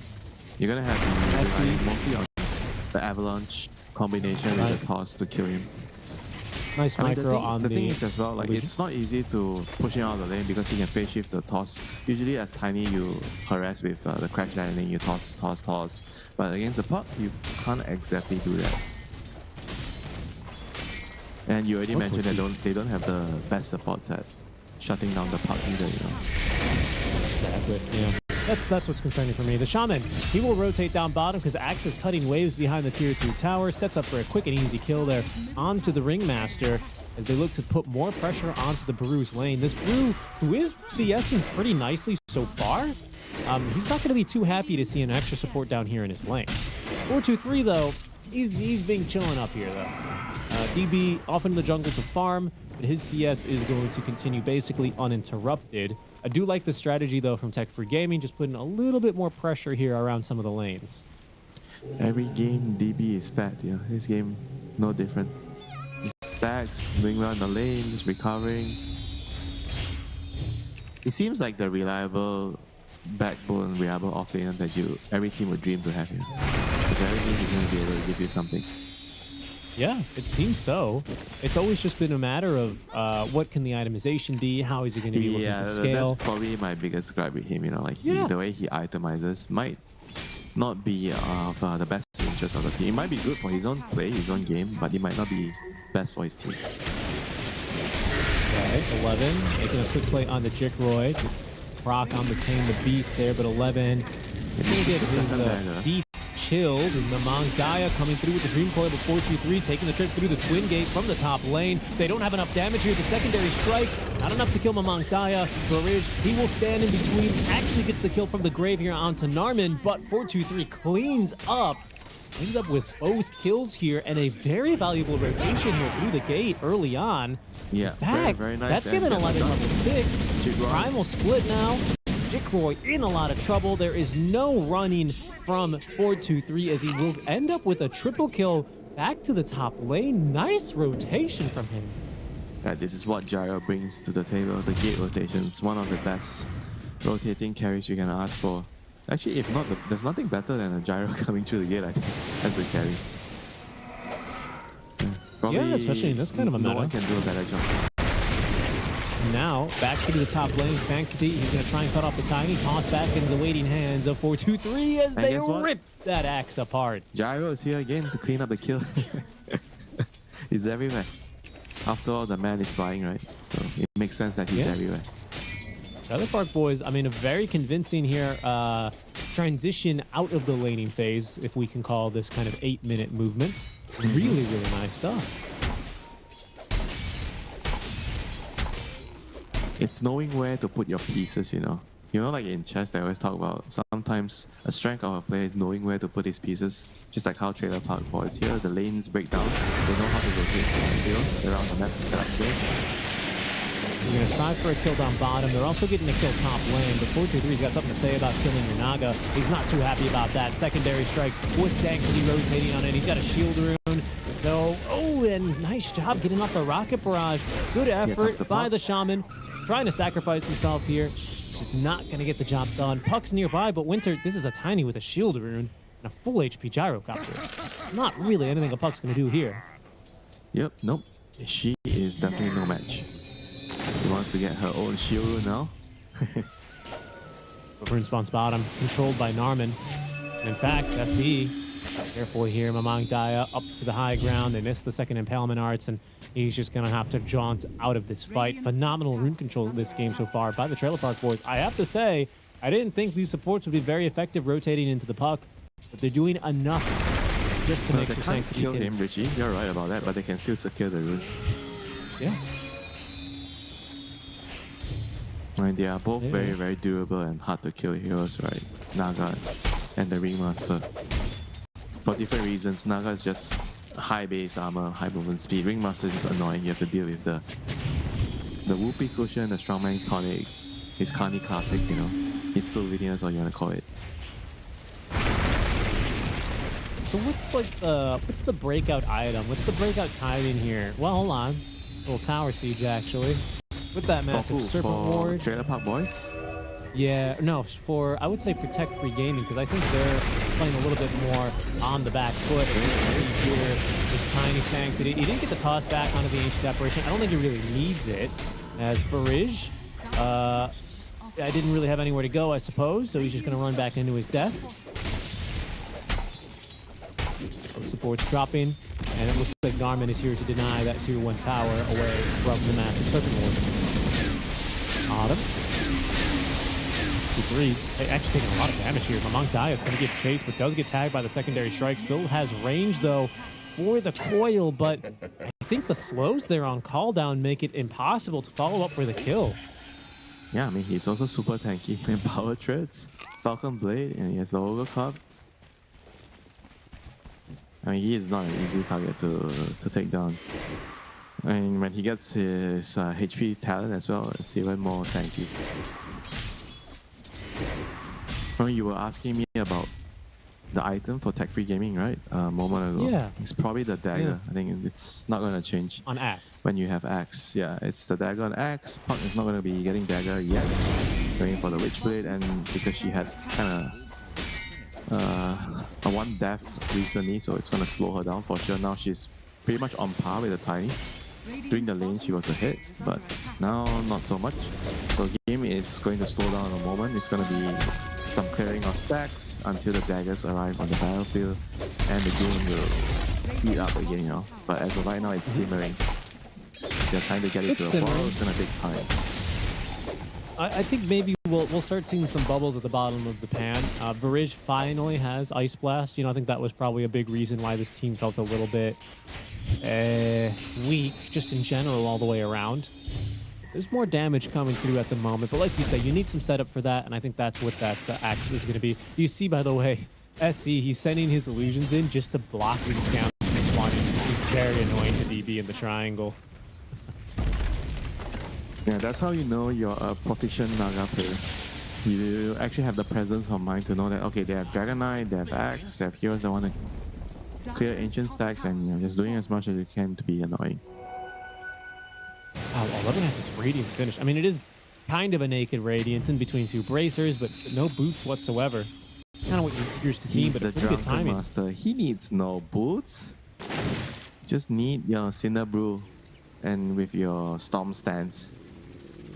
Then you're That's flying very around. true. That's very true, honestly. And now you're going to be burning them, self-igniting. Everything's going to be looking good here for 11. He's very, very happy with that. Yeah, so fast. Radiant are scanning. I mean, he's a pretty fun hero. When we were talking about Pudge being fun, I think Brewmaster is also another hero being on that spectrum. You know, you can do so much in the game. You're very tanky, you're very annoying. If you don't like someone in the game, you toss them out in there every time you see them. And you make them drunk, you know. Yeah. Always fun to play this hero. I think this hero is a lot of fun if you really love tread swapping and being hyper efficient. You know, if that Tread tickles your swapping, fancy. he has no boots. Okay. You know, the tread swapping mechanic is very similar to Drunken Brawler. That's the point I'm making. Fine. Down I give goes you the that, puck. Richie. Down goes the puck. Is that the blink reveal? It is the blink reveal for Sanctity. Amplified damage. It couldn't have come at as a better 1-2 punch there for the puck, who is absolutely murdered here. Tower's going to go down as a result. Yeah, this is the matchup coming into play. It's very hard for Puck to avoid this type of kills because you can't phase shift through the stun toss. This is why Tiny is deadly against Puck in the game. So he has to be a lot more careful. And now, speaking of daggers, the second dagger, DB has his dagger now. He is looking for a kill. Yeah, I like this move in general. I think they're just a little bit, like 30 seconds too early, as they're going to try and sweep through and They might see if get anyone's the trying to blue, catch though. Jikroy. It Might. might work out. Narman Yeah, behind. He's got see level him. 1 escape back here. It's going to be the blink call into the AAI splash. Norman running in with this escape act. He's not going to be able to save him, though. They just get the kill. But in return, 4-2-3, he's going to run them down. That massive serpent ward dropped here in the middle of the fight. That's pretty good. Jikroy, he gets tossed on a 4-2-3, and they don't want to be fighting underneath the snake. This thing's not a joke.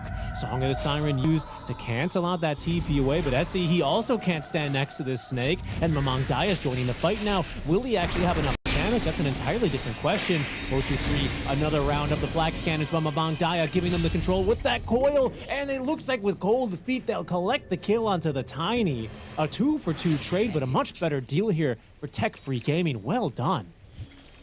So they got the Brewmaster, they got the Tiny, they lost the support and the X-Wave, so definitely worth it. BK didn't go down. So this is how the daggers are spicing up the game, you know, the dagger from Tiny and dagger from X, and I don't expect it to stop, you know, at least for Tech Free Gaming. They don't really have very long cooldowns except for the ward, but that's fine, they don't really need it. As long as they have a call and Ice Blast, they're going to be actively looking for pickoffs. So I think they are the ones that can play fast, whereas for Trailer Park Boys, they have a long cooldown, right, with the song, with the blue split, but they have blue split now, so they have to be more cautious about when to use them, you know. And you were talking about how they couldn't really save with the box because of the cast range. Like he was like too far away, you can't save the blue. And one thing they changed about this hero is the level 10 talent as well. We used to have a cast range talent for the escape at 200 talent, the left one. Now it's gone, you know, so it's a lot less reliable. Before it was pretty reliable. You have a level 1 escape act, and with your talent and level 10, you're always going to be able to save. And meanwhile, Ice Blast, it's going to connect. Oh, another big kill. Coil not used for much there in the end, but a fantastic kill.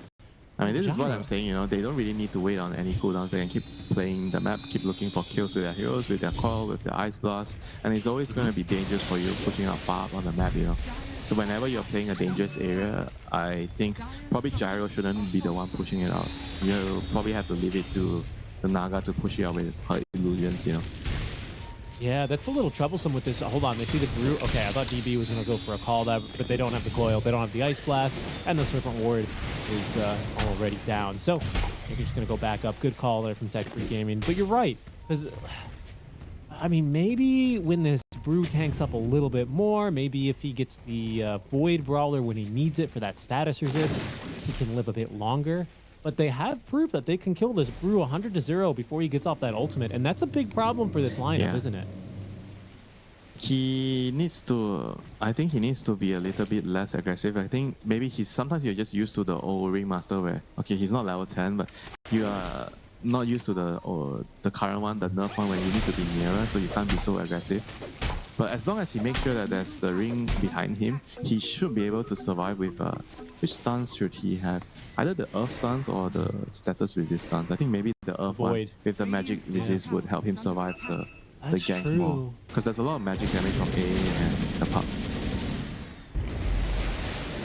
Yeah, that's true. I mean, right now for Trailer Park Boys, they are more concerned about just shuffling out the waves and making sure that they have the right heroes pushing out the right waves. The dangerous waves, just leave it to the Naga or the Tiny to do it. The Gyro should take the safest farm. Keep playing for your BKB timings and try to, you know, pick fights only when it's advantageous for you, near your tower, near your area, you know. They're gonna see the Axe, I think. They ping him out. He's in deep enemy territory. Coming, scouted, Ice Blast incoming. They're looking for a quick pick off here onto the Ringmaster, and they will get it. No box is going to come through in time. Instead, he turned to do additional damage. Meanwhile, SC is caught by Mamang Daya on the enemy jungle side. He does die to the coil. Well, quick 1-for-2 trade. Tech Free Gaming with a slightly better trade here. And the Naga was just trying to give information. He was trying to go down because the Gyro wanted to shove out the bottom lane. So as he was just walking over, trying to give vision and just maybe he was trying to place a ward there. Not sure, but in the end, I think regardless, he already did his job. He went there. He kind of blocked the gank, whatever you want to call it. Gyro can just walk back to base, keep farming.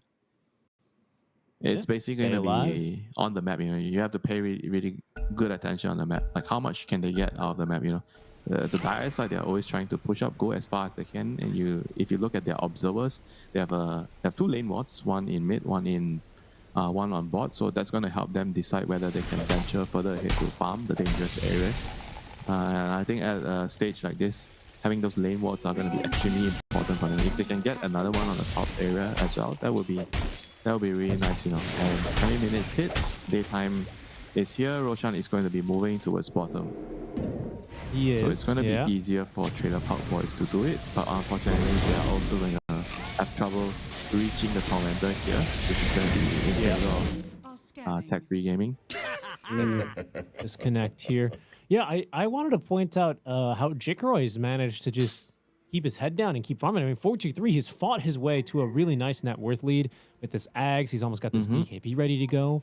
But Jikroy has just kind of been farming, right? 1-1-3, 200 last hits plus already. Blink Dagger, good to go. I do wonder if he's going to consider getting a bit more aggressive now here. Maybe contest this first Roshan. Well, the Blink is kind of like not exactly like a fighting item for him. He only comes if it looks good for him, you know. I think without BKB, he's always going to be super vulnerable to all the damage, you know, the spell damage. Especially the Ringmaster, because you're tanky, but Ring does percentage-based damage with the dagger, the impalement arts. That's going to be very annoying. And then there's also the Radiance, the Cinder Brew, then the Tiny Gyro. Everything is spell, you know. So without BKB, I feel like you're not really going to show up, you know, as the DK, unless it's just to clean up the remaining bits and pieces, you know, and you're going to be collecting the bounties.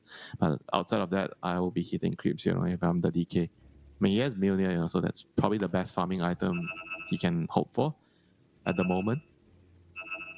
And with the Tormentor going down, you'll be kind of also hoping that it goes to the AA. You're praying to Lord Gaben. Yeah, please. I think so. Varese has been a good lad. You know, he's been buying Dota Plus. Please bless him with the shard. How many Battle Pass levels have you had in the past? Over or under 1,000? That's what they're. That's under with the calculation. Is that your answer personally? Yeah. See. All right. So what's the verdict? I have an Aegis. I see for you a future full of death. Okay, good for you. Paid a lot of money for it, dude. Are you gonna give me one? No, dude, you had your chance. Damn, I thought we were better friends than this. You had your chance to get a big one, man. That I drove you home. Remember the times. Okay. Oh, you're too far. Just grab la. Gets in his car and leaves. Doesn't even wait. He's not even a gentleman. Doesn't even wait for the car to come pick me up. Why are you always trying to paint this picture that I'm this evil friend that you have, you know? If I'm this evil friend you have, why are you still talking to me? Why? Because you know where the good restaurants are. But you complain all the time. You said, nah, this Mexican place is not Mexican at all. Okay, you know, there well, is we've no good agreed. Mexican place in KL. We've agreed that the Mexican food is definitely a no-go here. I'm just trying to make you remember home, you know. I bring you to this nice place that I think it was nice, you know, and then you just, you give me the look, you know, you're like, you reach the front desk, you look at the lobby and you're like, I'd rather do some nasi lemak, you know. Nothing wrong with some standards, Winter. That's all I'm saying. Unfortunately here, for tech-free gaming, Gaben is not satisfied with the standards here. Nope. As the wall is going to end up with that shard, not as nearly good here for the as it would have been on the AA. Rather. Too bad. Varese has to pay out of his own pocket to get a shot. Do you think it'll be too OP if you get to choose who gets it? Yes. I feel like it's gonna be better for the game if you get to choose. So you get to strategize who's gonna buy the shot, you know, so you get to change your item builds. Maybe you're right, especially when the Tormentor is like on a very inconvenient place as it is now, you know, and it's a contestable. Yeah, maybe you're right. But it would ruin pumps, I think. No, it's okay. I don't know. Yeah, I feel like in a lot of pubs, Tormentor's too out of the way. Who gets the shot, right? Like how? Yeah, I mean, I think it's just better that. Yeah, look, I don't know. You got a point. Like in games like this, sure it'll be fine, but in pubs it's gonna be horrible. That's the Dota experience, though. The lol. Trying to give chase here after 11 up top, but It's not going to be too easy there. And as Roshan falls, Butcher 3 picks up this first Aegis. Yeah, that's that Drunken Brawler. He's just so fast. He's so speedy. Drunken Brawler. And, well, it's a, you know, he reminds me of Jackie Chan, the Drunken Master. Yeah. Yeah, of course. Yeah, I think that's the reference. But is he faster? I feel like think so. He just like fights without pain, you know, because he's pain resistant because there's alcohol in his system. I haven't seen that Jackie Chan movie, but I think in general, he's always pain resistant considering some of the stunts that guy does. And he's just, honestly, like when you see those movies, you know, he puts Tom Cruise to shame. He makes Tom Cruise look like a baby. Tree going after him, puts the blink back on cooldown, and now they connect onto the stun here. The axe in a lot of trouble. The toss back. Norman's like, thanks, I guess. But 11 running back on through. This should bring the damage they need for this kill onto DB. Tame the beast coming through, and there's the kill onto the axe. Caught without a blink, caught without a TP. Well, I have to say I am also a fan of the Mission Impossible series and Top Gun. Yeah. So I'm gonna defend him. Look, I agree. The biggest difference between Tom Cruise and Jackie Chan is that Jackie Chan operated in a world that did not have safety standards or OSHA, basically. That's what's eliminating Tom Cruise. I'm not saying that if Tom Cruise could also do some of those stunts that he would not have done them, you just can't do them anymore. Yeah, he just got to be Jackie Chan, you know? he existed in a world where you could, and that's why those movies are just so different. I mean, so if you ever watch those Jackie Chan movies, you know, at the end during the credits when they roll, they show some of like the outtakes or some of like the bloopers, and you know, you expect them to be pretty boring, but a lot of the times it's like Jackie Chan almost getting hit by a bus and needing to jump out of the way, and you're like, oh my god. Yeah, he almost died, you know, to bring us the entertainment, you know. Lucky for us, we don't have to do that to bring the entertainment. We are not putting ourselves at risk, but that's the offlaner guy. And Mamandaya. Oh, a good save. Ice Blast 4-2-3. He's going to lose that Aegis instantly. Did not BKB at the very least.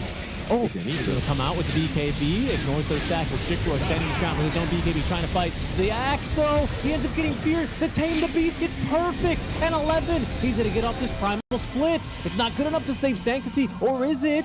Seems like it is. Song of the Siren here. Resetting this fight through that coil duration. But the blink forward. Jikroid, he's waiting for them. The toss. It actually tossed the Ringmaster, who does get the escape back before he dies. But he cannot get it off onto Sanctity. Jikroid chasing after Narman. 11. Ooh, his ult has ended, but he still ends up with that kill onto the Ancient Apparition.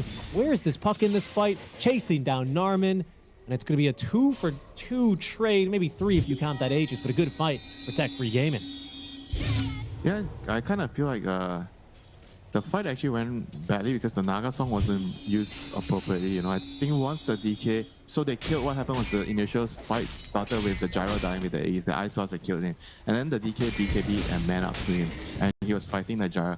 I think the song had to go off there immediately. Sure, you're not stopping the DK, but you're healing the Gyro, but you're stopping the rest of the DK's teammates from coming in, right? So I think that would actually minimize the health loss on the Gyro, at least heal some of his HP. And then maybe the Gyro could man up and fight the DK, because at that point he was the only one that had enough damage to kill the DK, but he had to run because he couldn't fight the DK during BK when the DK BKB. That's when the song should have came out. You know, I think it came out too late, and it actually kind of tipped the fight into Tech Free Gaming's failure because they were already winning, and the song didn't really change the outcome of the fight. I'd love to see a replay of that fight because I'm pretty sure the axe initiation got completely bodied by a quick Tame the Beast from Narman. So the reaction time there was so great. They killed the axe to get off the primal split. I thought the fight was still winnable, honestly, but I think you're right about that song. The Gyro lost Aegis and he was very low, you know. He didn't die, but he was very low, so he couldn't fight. He couldn't do damage. I think that was like the main, at least in my opinion, the main problem. They need to be able to protect him much better, you know. Either they caught the split earlier, go in and just disrupt the fight, or use the song, you know, or some way, you know, let the Tiny go in first before they fight. There's that massive serpent ward doing some work. Almost killed the tower. Dude, I'm telling you, it's so good. People really downplay this thing. Well, I have to admit, Richie, I've been killed by those things quite a few Yeah. times, you know. Because you just don't. You're like, oh, Serpent Ward, blah blah blah, whatever, and then all of a sudden Yeah, it 'cause punches it you for doesn't look like I would 400 die, damage after reductions. It's crazy. It's so good. Now, when I see the ward, I just run. I don't even Yeah. try to kill it. Even if you're a Snapfire, that thing's still terrifying. Like, start blasting it with Little Shredder, and then it hits you 2 times, and half your HP's gone, and you're like, actually, the Serpent Ward got hands. Yep, 27 minutes on. The shrines are going to pop. DK is going to have its SMY soon. Baiting his axe. Baiting his axe. Sanctity, he will bite. Heroes behind. Trailer Park Boys, though, and of course, with the song in reserve, that support's not making the jump in quite yet. But Mamang Daya joins the smoke. Pretty much immediately reveals the smoke. Yeah, this is going to be very, very important to get the right Boyle. jump. Who they've caught. It's going to be onto the Tiny.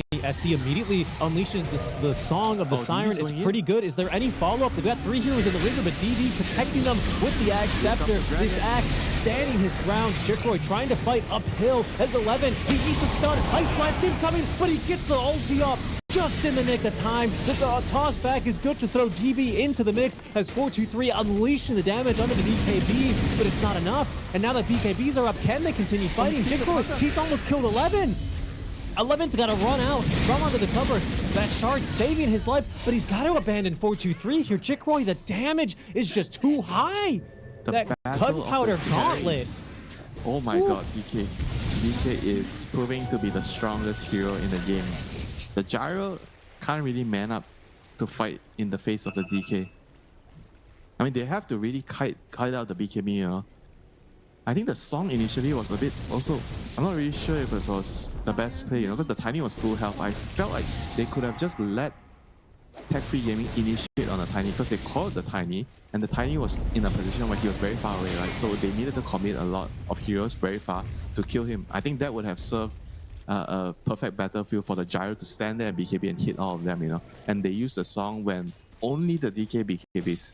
I think it's got to a point where the song is going to be super critical that they have to use it to kind of block out or waste the BKB timing, the duration on DK, and Here's a wait fight for of that DK again, to by use the it. way. Yeah, here, like he was so far away, you know, and then he just came in and saw. Felt like the Tiny wasn't really in too much danger, you know, and that would have been a good fight for them. And then instead, the song was wasted. Jigroy seizes the moment, he jumps in, BKB, he fights, Gyro can't really man fight.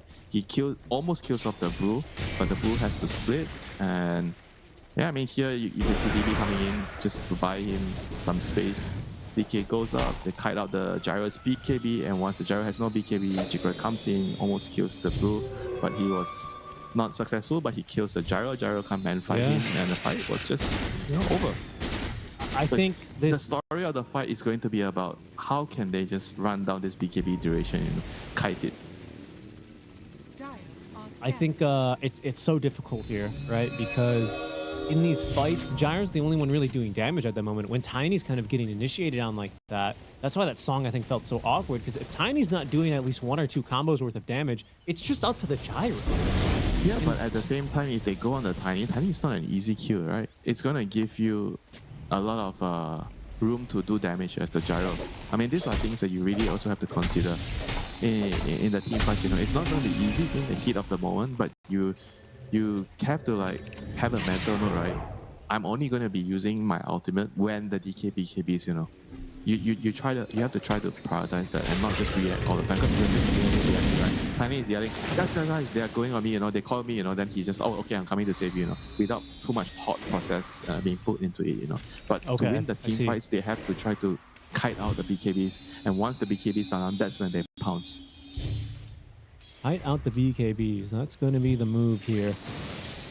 See how they get that done. Song ready to go here. Round 2 as we prepare to tangle, prepare to tussle over the Roche pit. He just in the pit. As well as that Roshan banner, pardon me. They're just running head first. He's got a 2 front chains lead, but DB, a huge call on the 3 heroes. Narman, this thing's not going to be there. Ice Blast is going to be off the mark though, and DB, he will pay the price for that. 11 did get off the primal split as the song finally comes out after the BKB's expired. Quick little song though, but Mamang Daya from the side. He cuts off the fight. 11! Jigro He's is trying to not fight dying. through this one now, but Jikroy, he's too big, he's too tanky, he's too much of a boss. Just Hex into the shackles. 11 is going absolutely nowhere. SC ran out of this fight and killed down by Mamang Daya. It's a 1-for-5 trade, a full wipe. I also don't think that was the song they were looking for there. No, the song was like just at the end, at the tail end. It was not good enough, and it was initially, I think, a big call by DB. He got 3 heroes or something with the jump, and they were kind of like trading BKB durations, but they just didn't have enough in the tank. The gyro couldn't stand and fight. He took too much damage from the initial jump, and he just couldn't finish up the DK. And DK just man up. He was the king of the hill in the end, and he killed everybody. Yeah, seriously. The damage numbers just have to be insane right now for the DK. Yeah, I mean, he's as far as also hero almost damage 35, go. Yeah, things are just gonna get rougher and rougher for Trailer Park Boys from now on. Dire's bottom tower has That is the top lane of barracks nearly completed, but most importantly, all towers now taken out, all outer towers taken down in favor of Team Tech Free Gaming, pardon me. Yeah, I There's think they're level not 25. killing the BK without a Silver Age at this point. If they don't have a break. Seriously, actually, that's a good point. No break, no Vessel, no Shivas, no Scotty.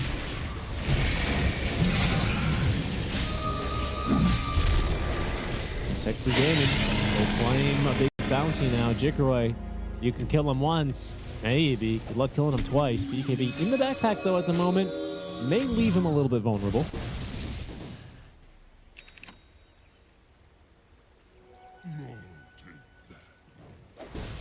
And you know That's what what they the say? It's fine to put your BKB in a backpack if you have a second life. Yeah, agreed. Agreed. That's what the agency for. Gives you that security. Mamang Daya, he's going hunting, dude. And good luck running from a Blink Dagger puck with Arcane Rune. Chinese Much. game just Jikroy. spiraled out of control after those last 2 fights. It was pretty close up until that point, but the DK in both fights reigned supreme over the gyro, and now we're in this situation where the gyro has to be hiding in his base, He has to run in the face of that terrifying dragon. What do you think? Is it just Divine Rapier time? Honestly? Yeah, I think so. Had to hide and delay the game with the Naga illusions, try to kite out, try to waste the Aegis timing and hope for the best. But Yeah, because normally obviously- you can say this butterfly that Gyro's just picked up, normally you could be like, oh, that's a game changer. That's a good one in a matchup like this. Nope, there's a Bloodthorn. Like that counterplay.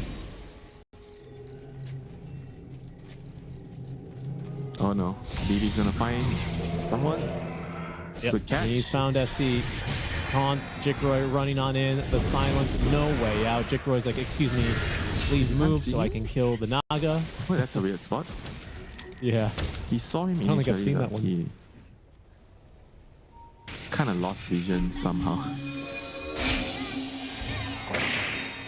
Boyle. They've got the tiny look at how much damage they have here to lull.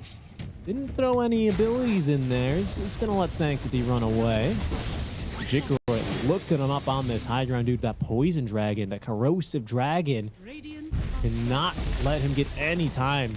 And now, not only do you have this corrosive dragon, you've got a dragon knight and a serpent ward here. And deep quick toss back to the BKB active. That does put Jikroy in a bit of trouble. Careful here. The self-box by Narman early on as the Force Staff does get Jikroy relatively back to safety, but he's looking worse off for wear. 11 takes this opportunity to chase. He's going to hit him with this Pearl of Boulder, looking for this pickoff for Jikroy. He's still tanking through it. He's going to turn and just start fighting through all the brewlings. There's no support here. And Jikroy's just fine. 423 just can't pump in the damage here. He had a flag cannon, but I don't think he had anything to hit. And so they just leave. That gauntlet, dude, is so much damage. Yeah, he's gonna live steal it up, wait for the next dragon, 20 seconds, and go again, That was actually Right, the pretty important. They Vampiric. killed off his Aegis, but they couldn't. Is under attack. Right. It's the Vampiric Gunpowder Gauntlet, especially that enchantment. That little bit of lifesteal, that 14%, I think, is really making a big difference here. Especially because, again, they don't have anything. No Shivas, no Vessel, nothing, no break. They don't have any way of reducing his regen. Now trying to land the knockout punch here with the smoke. Axe wants to find a big call. DK is ready to go again. Just feels like he always has Elder Dragon form ready to go.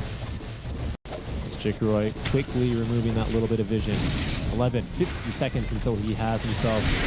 Oh, no, another brilliant split. Okay, this is a pretty good Song of the Siren though. Sanctity, he jumps in, does get hit by the cold feet. There's no BKB for 3 more seconds, and Ice Blast is coming on in. They hit him with the debuff, that might be good enough. As the Gyrocopter starts to do some damage, he forces back the rest, but can he take the fight now into the DK? The answer is no. Dragon Knight, especially with the damage, it's too much. The Glimmer Cape at the last second, but he dies. He dies to the Soul Rend of the Bloodthorn, and look at the heroes tumble behind him. Mamang Daya tearing everything apart on the double kill. It's 3 buybacks now from Trailer Park Boys as they throw everything to try and remain here in these Road to TI qualifiers. 11 hit by the Nullifier. That box isn't going to save him. Back to the circus for him. Dunked by DB. It's a dieback and the GG is dropped. Tech Free Gaming. All of a sudden. They'll do it. The game was They'll quiet do it. until that point. It was like a tense game, like a lot of maneuvering going on.